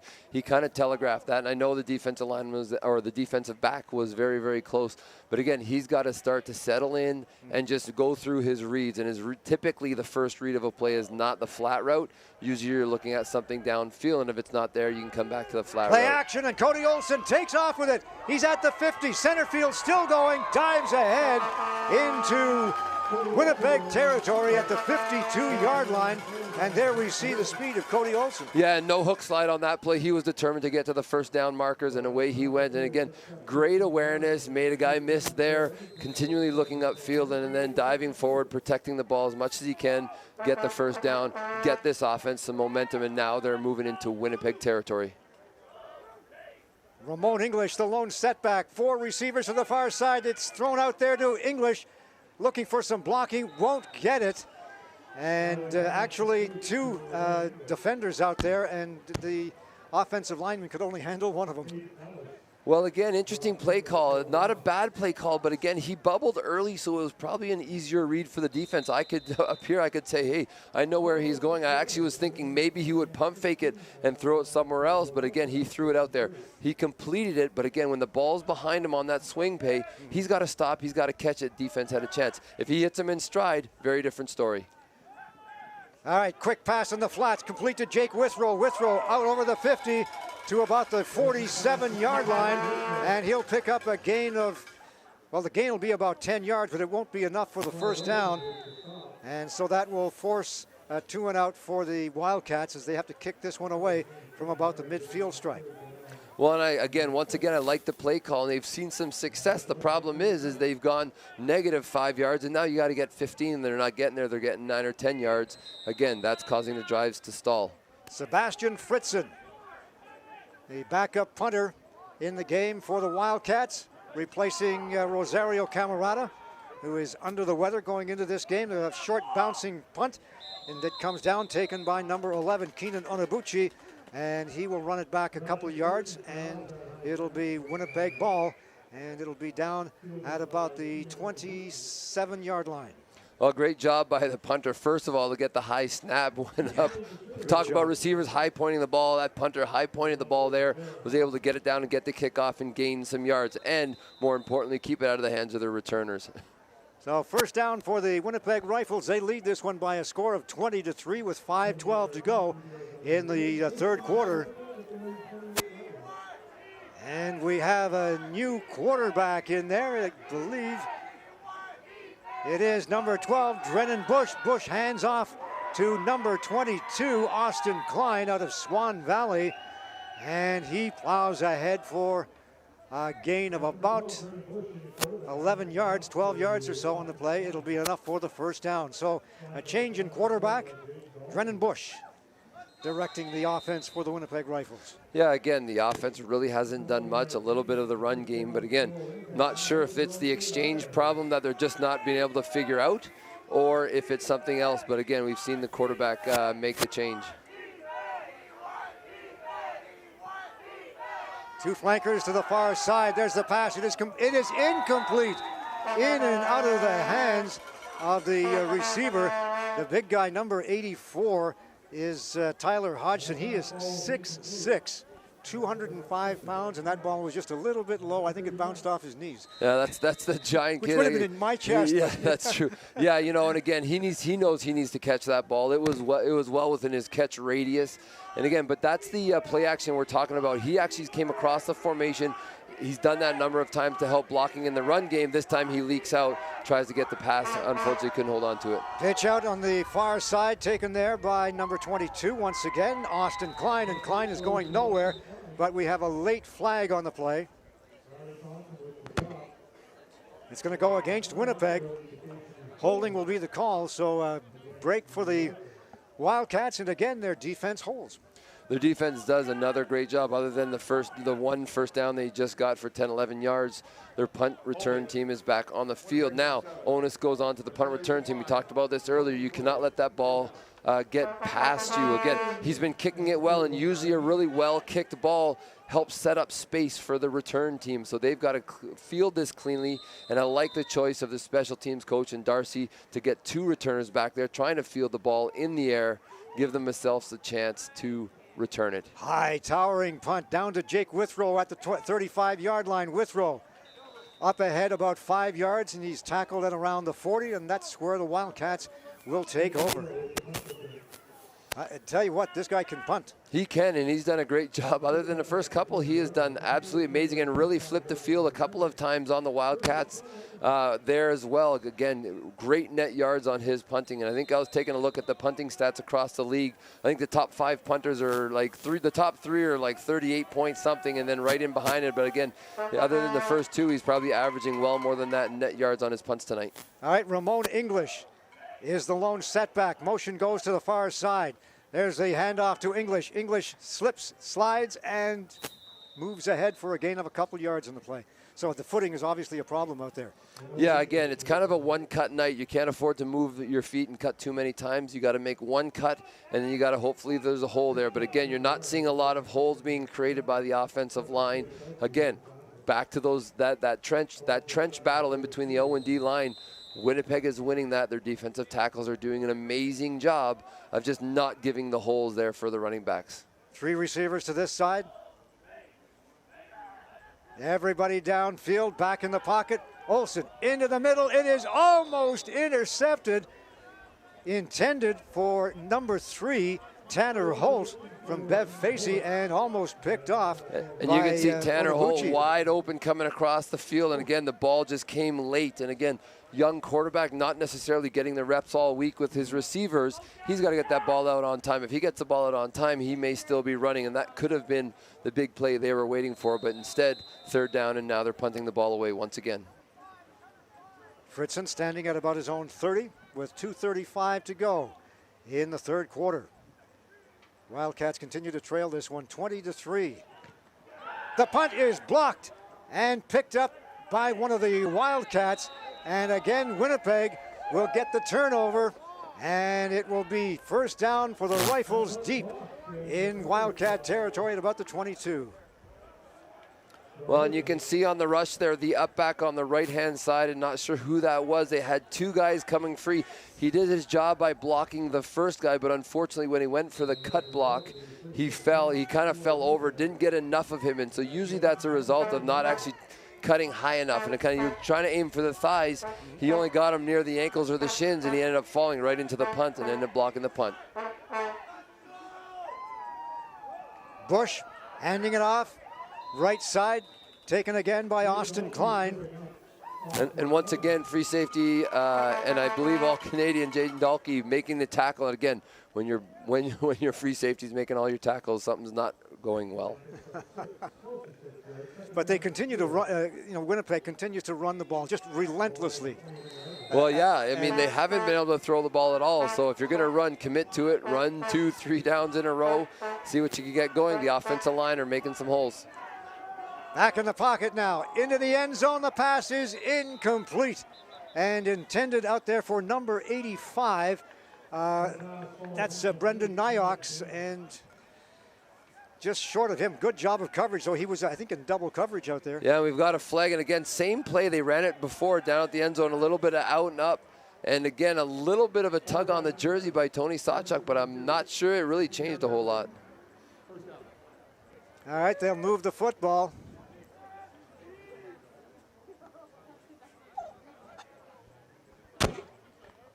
Down at the 7-yard line, and 1st and goal for the Winnipeg Rifles. Minute 24 to go in this third quarter. Motion goes left. In the pocket, into the end zone. It is incomplete and intended down there. See if we can get a number for you. I believe it's number 7, Shillingford. Well, you can see the ball just fell short. The receiver coming in from the outside, again on an in-route, dig route. Again, a little bit out in front. One hopped it in there. Again, just not enough strength or not enough ability to get a grip on that ball by the young quarterback. 2nd and goal. Down to the final minute of play here in this third quarter. The lone setback for Winnipeg is number 24, Matt Mitiango. Drennan Bush, the quarterback. There's the handoff to Mitiango. Makes a couple of moves and into the end zone, virtually untouched for the touchdown. Well, once again, blocked punt, turning it into a very, very short field and getting your quarterback to hand the ball off into the end zone. And again, great cut here. You can see he's off to the left and he comes back to the right. And again, too many guys caught up in traffic, not having a chance to get their hands on the running back, and in the end zone he goes. So with 54 seconds to go in the third quarter, it's a 26-3 football game. And, if this result holds for the rest of this season, and it is a short season in the Prairie Football Conference, I should point out, with only 6 teams, the Wildcats are going to have to depend on somebody other than themselves for the rest of the season if they hope to make it into the playoffs.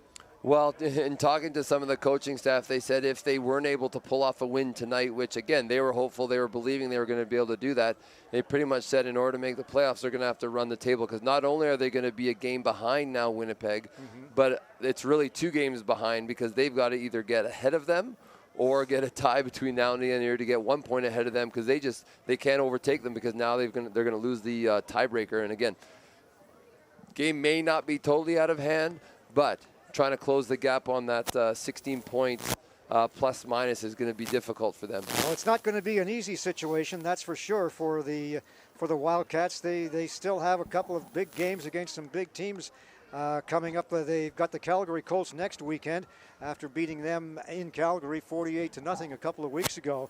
And let's see, Kevin, tell us about some of the atmosphere down on that Wildcats bench. You've been close to it all night. Well, it's been pretty deflating, with that with the blocked punt.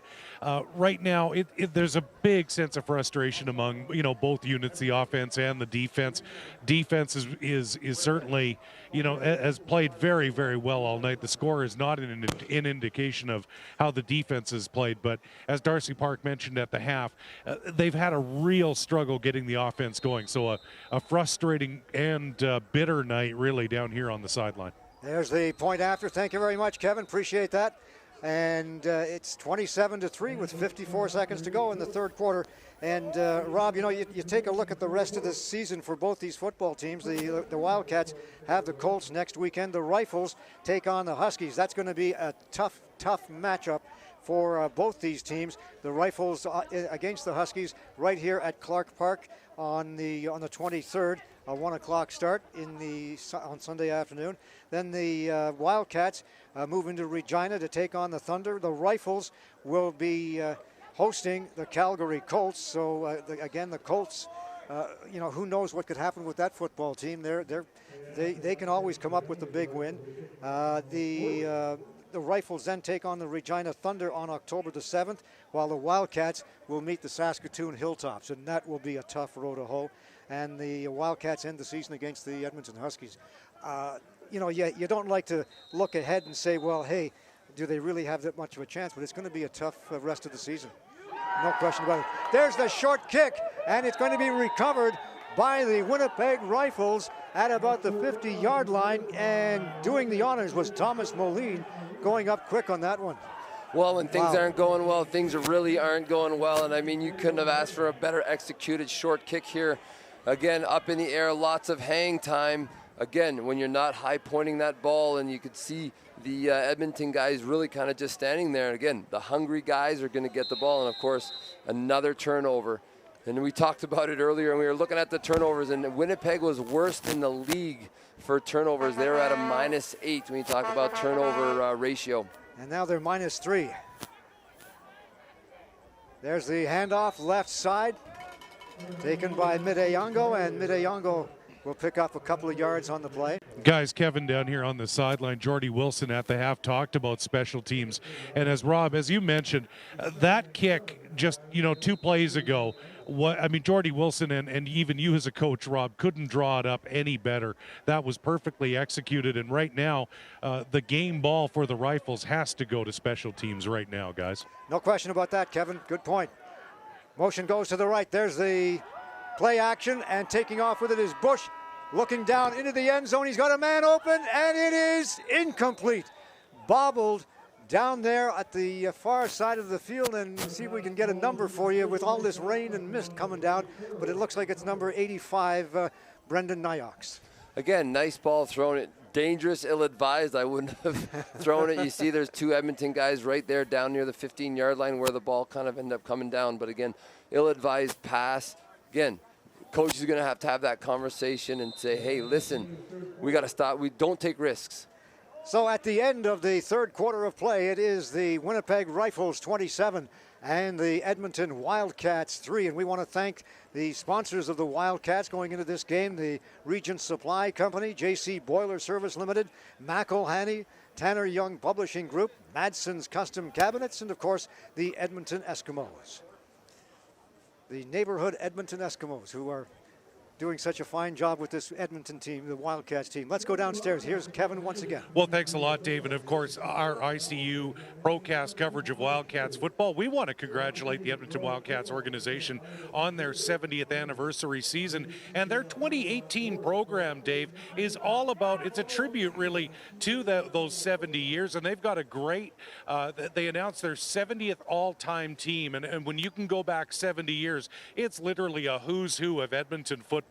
And there is a lot of jewelry from the Grey Cup represented. We're talking about some legendary football players like Oscar Kruger, Howie Schum, Marco Sincar, Emilio Frietta, who was part of that 5-in-a-row team, Dave Zaharko, Sean Kehoe, Gary Lefebvre. I could stand here all night, but why don't you come down to Clarke Stadium, pick up a program, and check out that 70th all-time team. It's also on Facebook, but check out a lot of great memories for the Wildcats here in this 70th anniversary season, and get together with your friends and argue about who should be on that 70th all-time team. But literally, Dave, it's a who's who of Edmonton football from just a few years ago to all the way back many, many years ago with guys like Oscar Kruger, Wall of Honor members like that, guys. No question about that, Kevin. Some mighty fine footsteps have been laid out on this turf and on the grass here at Clarke Stadium in the last 70 years or so.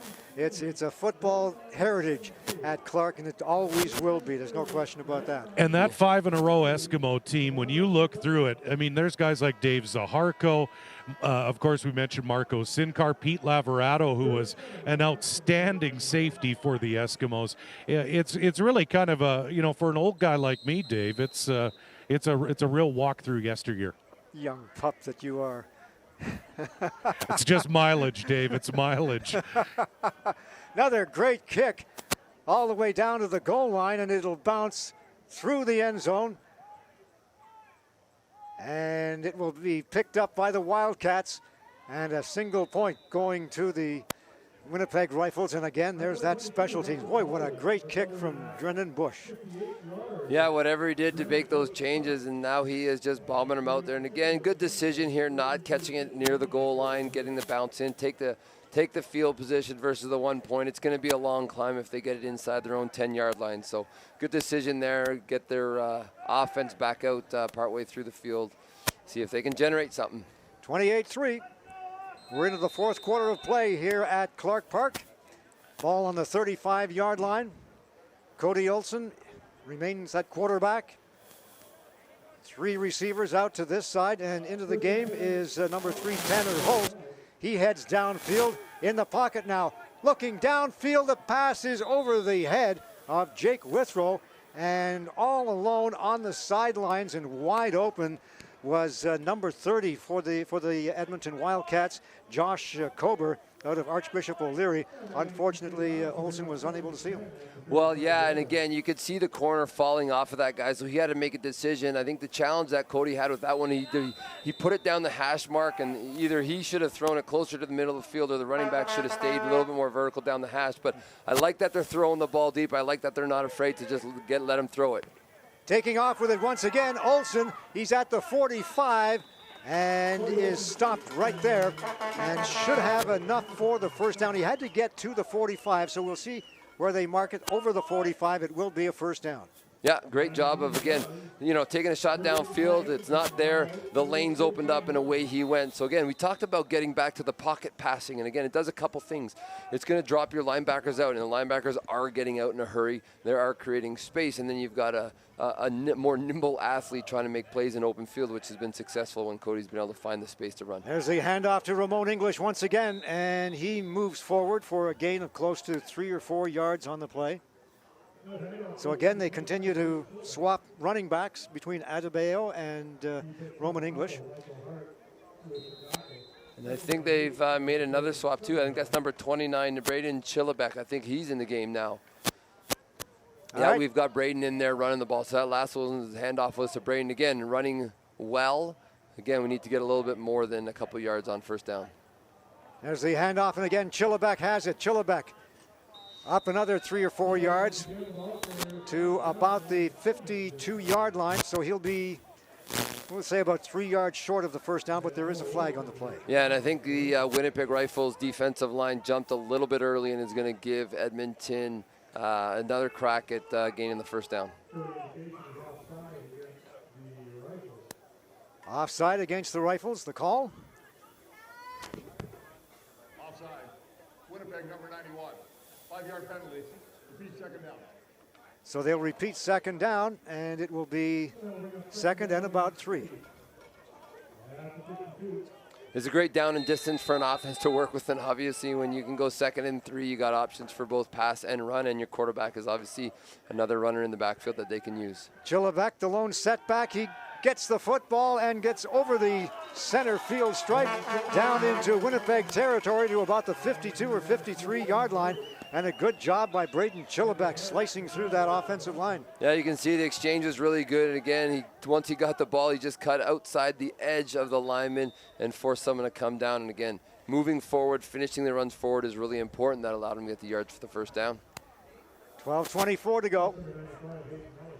Guys, Kevin down on the field. I have a score, the out-of-town scoreboard. Tonight in Calgary, it's a long season down in Cowtown, guys. Start of the fourth quarter, the Hilltops lead the Colts 65-7. Oh. Long 2018 for the Colts down there in Calgary. So tough year. But yeah, 65-7. Guys? Unbelievable, Kevin. And I wonder if the coach has a white flag he could throw up down there. Tough night, tough season for the rebuilding Calgary Colts, who've had all kinds of problems in the offseason, moves here and there and everywhere, and it's showing on the field. Yeah, it definitely is. And again, just going back to that last play, the offense continues to move. Nice little catch, little out pass. Great catch by Jacob Michaelides. Play action, looking long. The ball is knocked down, and a good defensive play for Winnipeg by Troy Olsen. or Troy Wilson, rather, intended for Jake Whitford.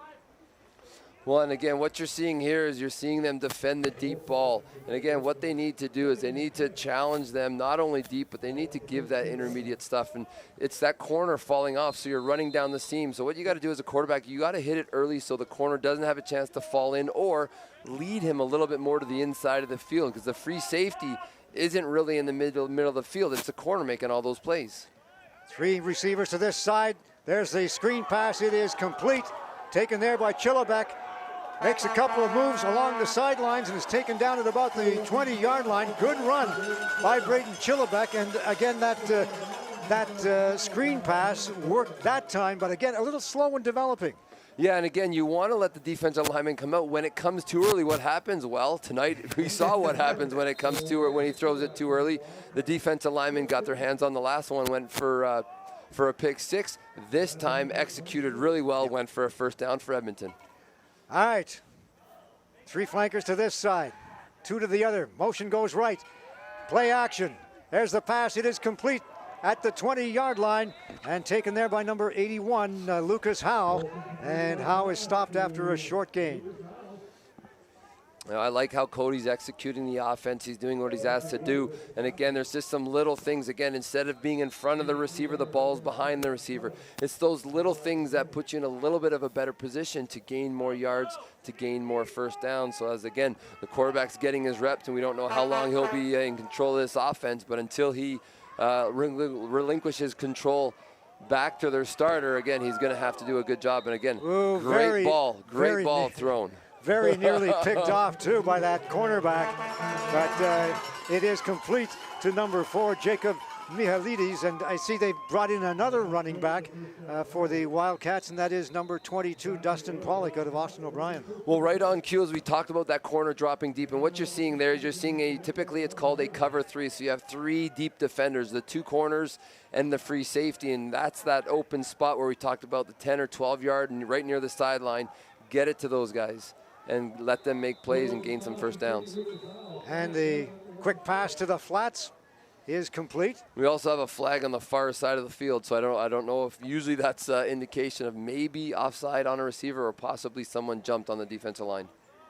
All right, the pass is complete to number 81, Lucas Howe. And it looks like it's going to go against the Wildcats, so it is going to be offside. Offside. Edmonton, number 8. 5-yard penalty. And again, one of the receivers, you're right. Jake again, they're excited. They're down in the red zone. And again, if you're not a huge football fan, the red zone is typically inside the 20-yard line. And again, the offense has not been there a lot tonight, so they're excited, a little too excited on that play, and the receiver went offside. Ball on the 16-yard line. 15 yards to the first down. Back in the pocket now, and now running out of the pocket. Sprinting to this side and firing to the 2-yard line. It is incomplete and intended out there to number 80, again, Brendan Rebnorb, and he was being well covered, but the defender looks like he might have injured himself. They had a bit of a clash there just as the ball got to him. Yeah, a lot of contact there and a little bit of an awkward land. Both guys kind of landing in a really awkward position. Again, hopefully he's going to be okay. Yeah. Looks like the trainer's out to attend to him, so they're going to have to take him off. Yeah, he'll take a knee. Bring someone in. And in the meantime, to the bench comes Cody Olson. Second down, 15 or 16-yard line, 15 yards to go for the first. So they can still get a first down and have a new series of plays. But I like the way the offense now is operating. They're a little bit looser out there. Cody looks like he's a little bit more in command, a little calmer than what he was at the beginning of the football game. Yeah, I think he's kind of getting into a comfort zone. He's establishing a rhythm. If you throw 1 out of every 8 plays and you're on the sideline, you can't get into rhythm. He's able to throw the ball, and he's completing a few more balls. They're on target. I think that's looking good. All right, out of the shotgun. Pass complete on the far side. Pollock at the 5, still going, and stopped at about the 1-yard line. At the 2, they'll mark it. So mark it at the 2. Well, you said he couldn't get a first down, but he's darn near close. I think you can see in the replay what a great job of using his speed, bends it in, and then bounces out just to get those extra few yards, and really stretching I think they actually gave him a bad spot. He was definitely at the 1. You know, maybe we should offer the officials a spot in our massive booth up here, as we have so much space. You know, maybe one of the officials can come and actually have a replay official who can, you know, radio down to the officials on the field and get a few more calls. Oh, you're going to hear about that. From the officials or from the guys who built this press box up here? No, for me, Rob. I'm in line ahead of the officials. All right, there's the handoff up the middle. It is Adebayo, and Adebayo, did he get over? Did he break the plane? Well, I'm not sure he broke the plane, but he may have gained enough for the first down. So we'll have to see. It's totally going to depend on the spot here, and it's so hard to tell. One's almost as good as the other. Let's see where they mark it. They needed to get to the 1. They got the first down. They did. got the first down, so that's good news. You get 3 more cracks at it. So they give the football to the big guy, and he plows ahead for that 1 yard gain, and he's back in there. David Adebayo under center now. Cody Olsen. Olsen takes the football himself. Touchdown! That's what you need to do. Again, you can't win it all on one play, but you definitely can execute. And right there, they put the ball into the end zone, which is exactly what they want to do. Well, if nothing else, it's I guess what would you call it? I'm trying to think of the word, and I can't think of the word. Cosmetic. It's a bit of a cosmetic score, but you just never know, guys. And you know what? A big tip of the cap to the Wildcats fans. I mean, any fan of the Prairie Football Conference is, you know, a very hardy individual, because you're dealing with all sorts of weather. But it's just such a great atmosphere out here. In spite of the weather, the Edmonton Wildcats have some very, very dedicated fans, and in spite of the score, they're having a good time tonight. But they're out here, and they're trying to stay warm, and now they've got something to cheer about, guys. Friends, family, and fans, Kevin, that's what it's all about here at Clarke Park tonight. No question about that. On my way in from the car about an hour before the game, I noticed there was a huge camper set up. They had a couple of tents. They had the tarps. They had some heaters inside. And That's the Dalkey mobile. Yeah, I was almost lured in there looking for some. Dalkey's got his own entourage going on. Yeah, no kidding. They travel, honestly, from game to game, and it's the Dalkey crew, and it's an entourage, and it's a whole, this momentum is building with this thing. This Jaden Dalkey, the number 3 ranked player, in Canada, he's got his own fan club, and they follow him around. It's really quite impressive, and believe me, it's the happiest motorhome in the PFC. All right, Kevin, thank you. Jake Withrow to do the kickoff honors from the 45-yard line. It's 28-10 with 8:08 to go. Oh, and instead, it will be Tanner Holt with the kick, and he pops one over to about the 45-yard line. It'll be taken there by 84, and that is Tyler Hodgson. And from there, the Winnipeg Rifles will take it away. Well, the way Jaden's playing, you like to think that, hey, maybe when he's done playing his junior years, he'll have an opportunity to possibly get a shot. A young Canadian like that, playing safety, playing special teams, could be used on a CFL team. But if he does, that Dalkey mobile is going to be traveling a few more kilometers. They want to follow him around for the season. And he will not look out of place on a CFL roster, Rob. He is the real deal. There's the handoff to the right side to about the 50-yard line, a gain of close to 3 yards.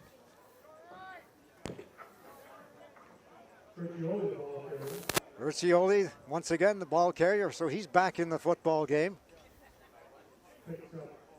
So they go back to the running game and pick up a couple yards on the play. Well, I think as a Winnipeg coach now, you're just thinking, okay, now we're just going to chew the clock up, see if we can grind this one out and get on the bus and get back to Winnipeg. There's the pass on the far side, almost picked off, but incomplete at about the 50-yard line, or maybe it is complete. They call it complete. Wildcats arguing that one. The well, let's see. It looked like he may have held on to it, but it was awfully close. Yeah, I think based on the replay, I think he did a good job of kind of securing it, pulling into his body, keeping his arm under the ball, and again, convinced the refs, so that's all that counts. Enough for the first down. Urcioli, the lone setback. Motion goes to the right side. There's the handoff. Urcioli up the middle, and he will pick up a gain of about 5 yards on the play. So that running game of the Winnipeg Rifles just continuing to dominate and hold on to the football, which is all they need to do for the next 6 minutes and 18 seconds. Yeah, you know, and that's what they're going to be trying to do. And once again, number 21, Jaden Dahlke in there making the tackle. And again, you've got to get your linemen to create more problems in the backfield, allowing your linebackers to make plays closer to the line of scrimmage. 3 receivers to this side, looking downfield and taken down on a great defensive move by number 91, Dylan Lanigan, the defensive lineman out of M.E. Lazert. He just came almost jumping over that offensive line to get the sack. Yeah, he came flying through. He beat his man one-on-one, and then he had a free run at the quarterback. So great job of working through the offensive line and keeping his legs going, and that's what you want to see from those guys. Motors that never stop, because the longer they wait in the backfield, the longer the quarterback's standing there, you want to get to him. So the Rifles, again, will kick this one away from about the 50-yard line with 5:30 to go in the football game. Another high, wobbly kick down to about the 20, up to the 25, to the 30. This is Jake Withrow. He switches gears and moves ahead to about the 37-yard line, and a run back of close to 20 yards on the play. Well, and that's what they've wanted from their punt return team all night, and that's the first time we've really seen a great return. He secures the ball. He's got some space. You got the other returner taking on a block, occupying a guy, getting outside. Then he stops his feet. You can see in the replay, knifes back upfield. So great job securing the ball, again on a slippery night, and then doing a good job returning. And we're getting bodies on bodies and no penalties. Sam Jones with a good block to get him an extra 5 or 6 yards. There's the pass into the middle. It is incomplete. A little low and thrown to number 81, Lucas Howe. Again, you can see on the replay, you got a curl coming in from the right-hand side into that wide open hole that's been created. Again, just a little off. Again, not really one or the other's faults, but again, he's got to curl a little bit tighter if I was telling the receiver to do his job. And again, the quarterback, again, saw the space, made the right read, and now they've just got to connect on that for the wide open catch. 2nd and 10, ball on the 37-yard line. Out of the game comes Tanner Holt. Into the game comes Leighton Barasenko from Hunting Hills down in Red Deer. And Dustin Pollock back in the game again for Braden Chillibeck coming out. So again, they're using their different personnel. They're using their different guys. You're seeing lots of guys get reps. All right, ball on the 38-yard line, 37-yard line. Cody Olsen, straight back. Now he'll take off with it and runs into a couple of Winnipeg players. And interestingly enough, he had room to go on the outside if he had seen it. He did, and you can see in the replay what he's watching. Again, it just closes down a little too fast. His eyes went to the outside receiver who was covered. Unfortunately, the curl route, which he just missed on last time, was wide open once again, but he didn't have time to get his eyes over and pull the trigger, and he had to take off and run. And the defense did a great job from Winnipeg closing that running lane down and limiting his gain, forcing third down. Am I got this right? 3rd down and 7 in their own end. Here they go. Everybody out of the pocket. Looking downfield. Now rolling out is Cody Olsen. There is a flag in the backfield. We're going to have a holding call against the Wildcats, and it would likely be number 55, Richard McGuire. Boy. Yeah, and again, as a young quarterback, you got to know where you got to get your eyes to. And again, you got to move guys around on the field, but then you got to also know where your receivers are. And again, you could see here coming down this close sideline, had a guy blazing with a lot of speed. Again, Cody likes to throw that ball deep. If he unloads that one, he may have been walking into the end zone. So obviously the penalty will be declined, and that will be a turnover on downs, and I believe that brings it up to about 6 turnovers so far in this football game for the Wildcats. Yeah, I don't know the exact count, but I think before the game started, the Rifles were at a -8. There's the handoff. Urcioli once again finds the hole and plows ahead, or make that, no, not Urcioli, but Matt Miteyango. And he picks up 50. Back to those turnovers. So the Rifles were at a -8. The Wildcats were at an even 0. I think they've actually flipped that tonight. And again, unfortunately, Edmonton's going to take the lead in that category after a night where, again, the ball was turned over just way too many times. Handoff once again, and once again it will be number 24, Matt Miteyango, leading rusher for this team going into this game. Might be a little tight now with Urcioli doing so well in the football game, with 3:20 to go. Yeah, once again, just chewing up the clock, and again, running the ball. At halftime, they hadn't really been done much in the first half, but their production on offense is definitely getting better. Again, cold nights, things aren't going well.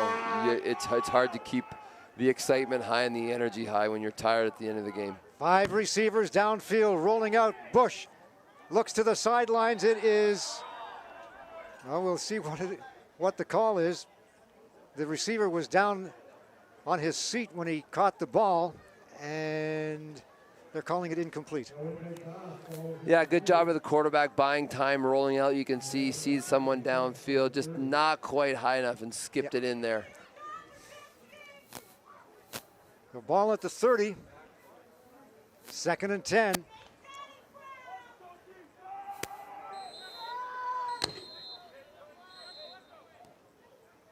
All right, play is whistled in, the 3-minute whistle with 2:50 to go. Under the center now is quarterback Drennan Bush. Rolls out. Still looking downfield. Now he'll take off with it himself and is stopped just behind the line of scrimmage.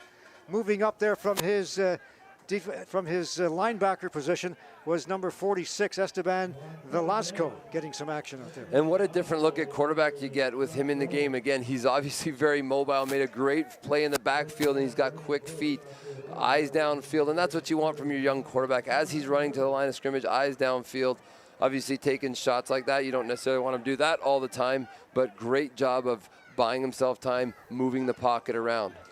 Got a great block, too, deep in the backfield from one of his defensive linemen coming back to help out, and that gave him a little extra time as well. So it'll be a field goal attempt from about the 36-yard line for Drennan Bush. Ball, it's a fake. Bush gets the ball and throws it downfield.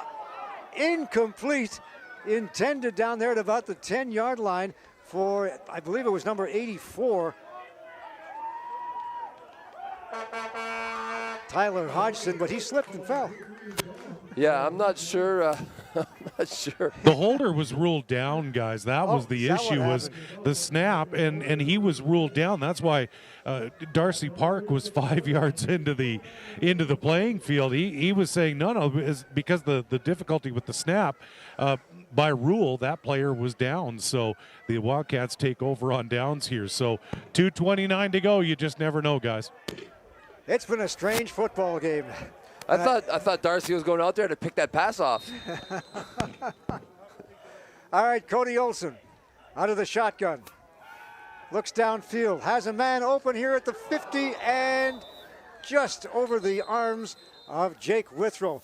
They continue to go to that pattern where Withrow goes down the hash marks, and the other receiver, the wide receiver, number 80, Brandon Rebnord, goes to the outside, and they just can't seem to connect with the two of them. You know, and they've been so close tonight. And again, I think what I like to see is I think they're still going for it. They're still trying. And again, if you watch, we saw in the replay, you see it when you run a seam route, you've got to make sure you stay away from the free safety. So as the receiver went inside the halfback, he turned his head, and actually that carried him in towards the free safety. And then the ball was thrown almost perfectly down the hash, but then he had to adjust outside and just out his fingertips. When we teach receivers, you want to teach receivers to get inside the house and push back out, and overemphasize pushing off your inside foot, especially when you turn your head, because naturally when you turn your head, your body's going to go in that direction. So something they can learn from and get a little bit better at. And to add insult to injury, the UR called against the Wildcats, brought it back another 15 yards. So that was 2nd and 25. The pass complete on the flats out here to number 32, Atlas Blanchette Van Oplu. I tell you what, this cold weather's starting to get to my tongue, I think. I think it's getting everybody. Kevin? I'm still here, still battling. Okay. Tell you, like, it reminds me of days gone by of the Ice Bowl when Frank Gifford said, "I'm just going to go step and take a bite out of my coffee." This is what it's like down here tonight, guys. It's a tough one for the Wildcats, but it's a tough one for everybody. It's just one of those miserable nights that sometimes you'll get in the Prairie Football Conference. But we've got 2 minutes to go, guys. Sebastian Fritzen with the punt. Short one down to about the 42-yard line, and we'll have another flag, and it'll be another no yards penalty called against number 3, Tanner Holt this time.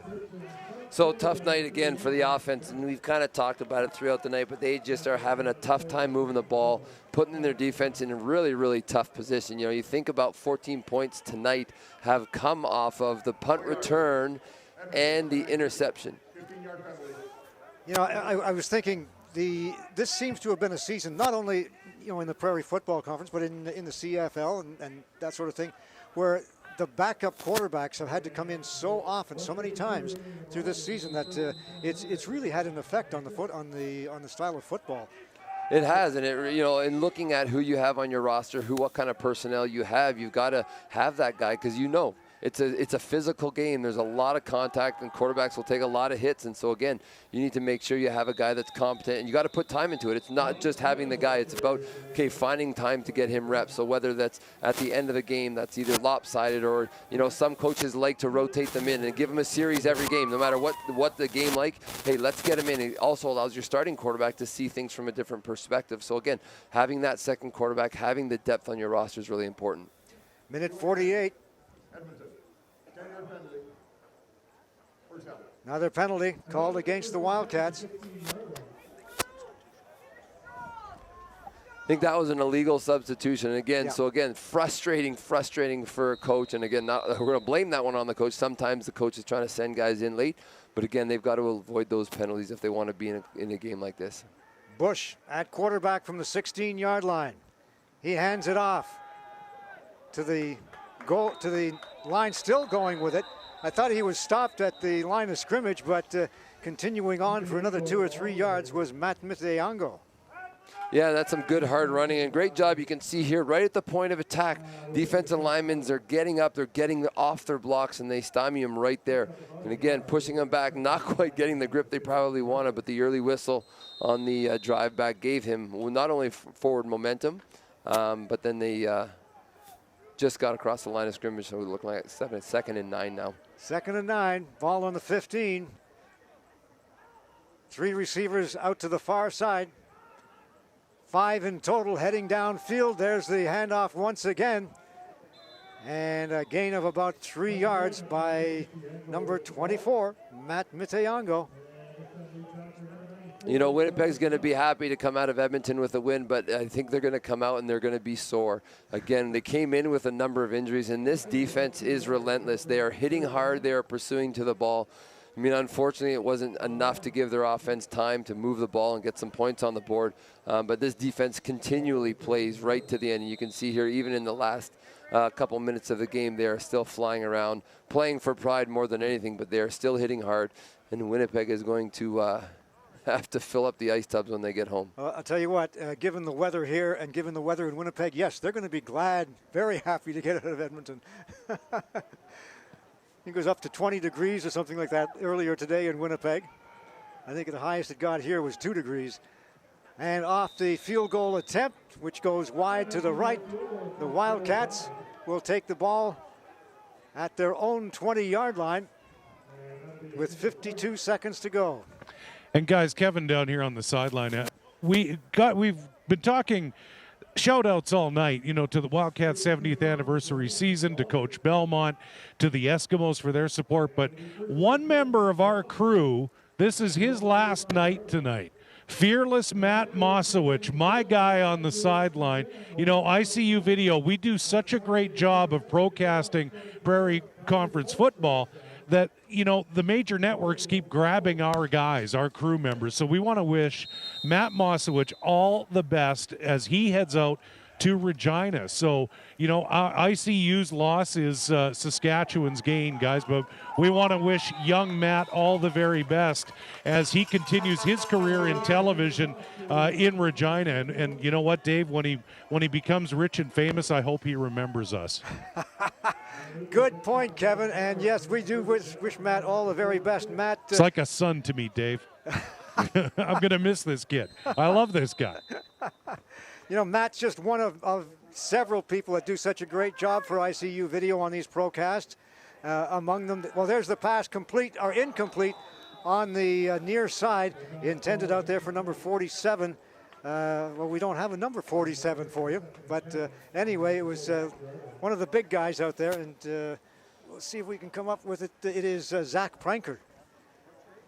So it was intended for Zach, and it goes incomplete. But we just want to, besides Matt Mosowich, of course, there's Mark St. Arnaud, the end zone cameraman, the coldest guy in the whole park, I'm sure, up there. Terry Farina, the wide coaching video. Dave Foley, who is on the main camera up here with us. Alex Testowich, who is the switcher. And, of course, the boss man himself, Rob Zitlau, who does such a great job as the director and executive producer of our procasts from Clarke Park.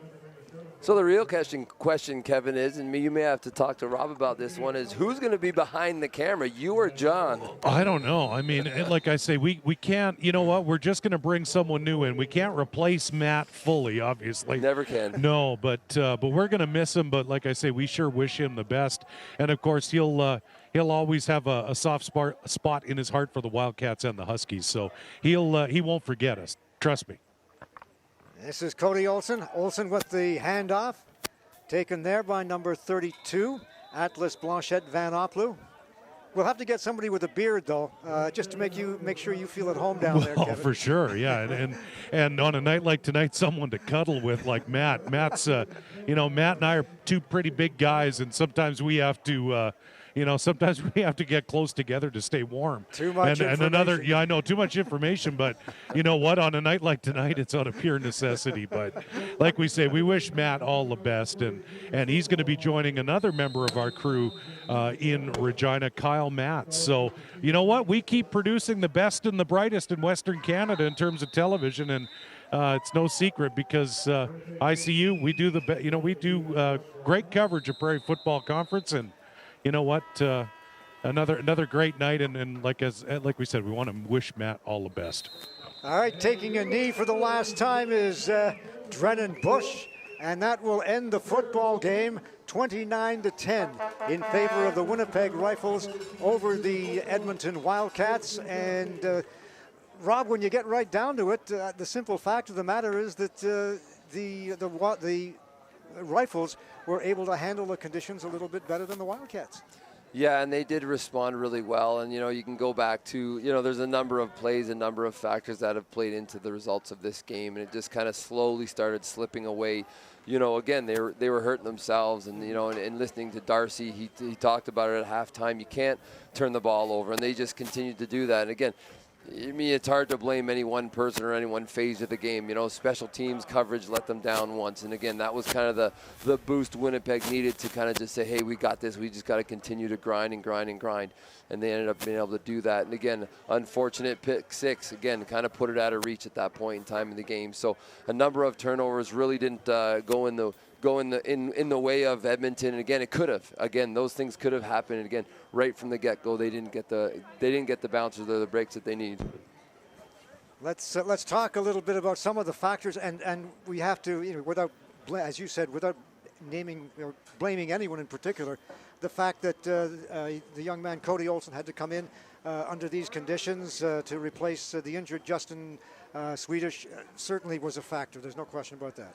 Well, it was, and again, did that make the difference? I don't know. I think actually Cody played quite well for a young quarterback coming in, not getting the reps during the week, and that's huge. And again, he can he can take the second string reps, but he's working with different personnel. Again, there weren't a lot of communication things. He threw the ball fairly well. Punting and kicking, big difference there. But before we talk about that, well, let's go downstairs. Here is Kevin. Well, I am with Jordy Wilson, the victorious head coach of the Winnipeg Rifles, kind of shaking off a little bit of the cold, but it's going to be a warm night on the way home. And I guess game ball, has to go to special teams tonight. Yeah, they were lights out, and actually Drennan did a really good job punting today. He was blasting them. They did a good job in coverage. You get a punt return for a touchdown. They did well. They did a good job for us. What was the difference this week or during that bye week, the 2 weeks, in terms of preparation? You defeated the Wildcats in week 1. You lose 2 in a row. What was the difference in that bye week? Was it just, hey, stay patient, let's stay the course? What was the secret there? I don't know. We went back through and looked at a lot of stuff we've done so far. I guess the thing that, for us, that's very encouraging when we look at the big picture of things, obviously the Saskatoon Hilltops are the creme de la creme in our league. And one thing when we played them, which was the takeaway that we got out of it, they've always been way better than everybody up front. Not anymore. And that was the thing, we could see that now we could really compete. So now a lot of it's just about polishing a lot of our stuff that we do. But I feel good because we're good up front. And that's going to bode well for you moving forward. And especially looking into that second half, you're a team that can obviously make some noise in this. You're not going away. This is what do you have to do to in this second half of this season? Well, the big thing is like everything. Our objective is we want to have at least the semifinal playoff game in our building. Because in this league, guys, absolutely, it's hard to travel in this league, man. We literally pulled in here 2 hours. We landed at 3:30 this afternoon, right? And so it's a tough league to travel, and so we want to host a whole playoff game. That's a big thing. And we're talking a 20-degree temperature difference too, right? Yeah, it's a little bit cold. Yeah, but it's funny. We'd been watching the weather all week, so we kind of seen what was going on. It is cold at Winnipeg, so it does get cold. Sure, we felt it before, but yeah, it's quite a bit colder than it is at home. But it's we're ready to go. It's going to be a warm trip home, though. It will be. It'll be enjoyable. Okay, well, good luck the rest of the way, and we'll see you soon. Thanks a lot. That is Jordy Wilson, the head coach of the Winnipeg Rifles, who came into Clarke Stadium and dominated 29-10 with some big plays on special teams and a dominating defense. Guys? I'm glad you mentioned special teams, Kevin, because that was a factor, an unexpected factor, really, when we found out that Rosario Camarada was going to be unable to do any punting or kicking for the Wildcats team.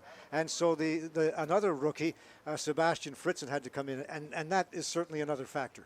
Yeah, and I don't think he did too bad of a job tonight. And again, it's not a huge part to play. There's a lot of other factors that played into this game. And again, you got to look through the long list of turnovers, unfortunately. Oh, yeah. And then, again, you can't ever dismiss the other phases of the game. We talk about special teams, and you always kind of talk about it when it's going back and forth. But special teams got things going, and the defense also really, really helped. And so maybe both offenses didn't produce a lot. They didn't really march the field and score, but they had the opportunities. Winnipeg put it in the end zone, and they used all 3 phases of the game to grind out this win here on this cold night. Now, I'm looking at these statistics, and I'm saying that can't be right. The Edmonton Wildcats net offense, 195 yards. Net offense for the Winnipeg Rifles, 112. And yet they win by a big score. Well, yeah, and again, that's exactly what we're talking about. If you take away the defense and special teams touchdown, it's a 5-point game. Mm-hmm. You know, and again, they put together a drive. I think they were at 90. I think 99 yards was the net offense at the half for the Wildcats. And so again, just kind of doubling up on that, they just couldn't produce points enough, and they lost the field position battle all night long because of turnovers. Cody Olsen, playing in his first ever PFC game, was almost at the 50% average as far as passing, 12 for 27, 9 for 18 in the second half when he seemed to be getting a little looser and getting a little bit more confident, whereas the quarterbacking duo from Winnipeg was only 6 for 22.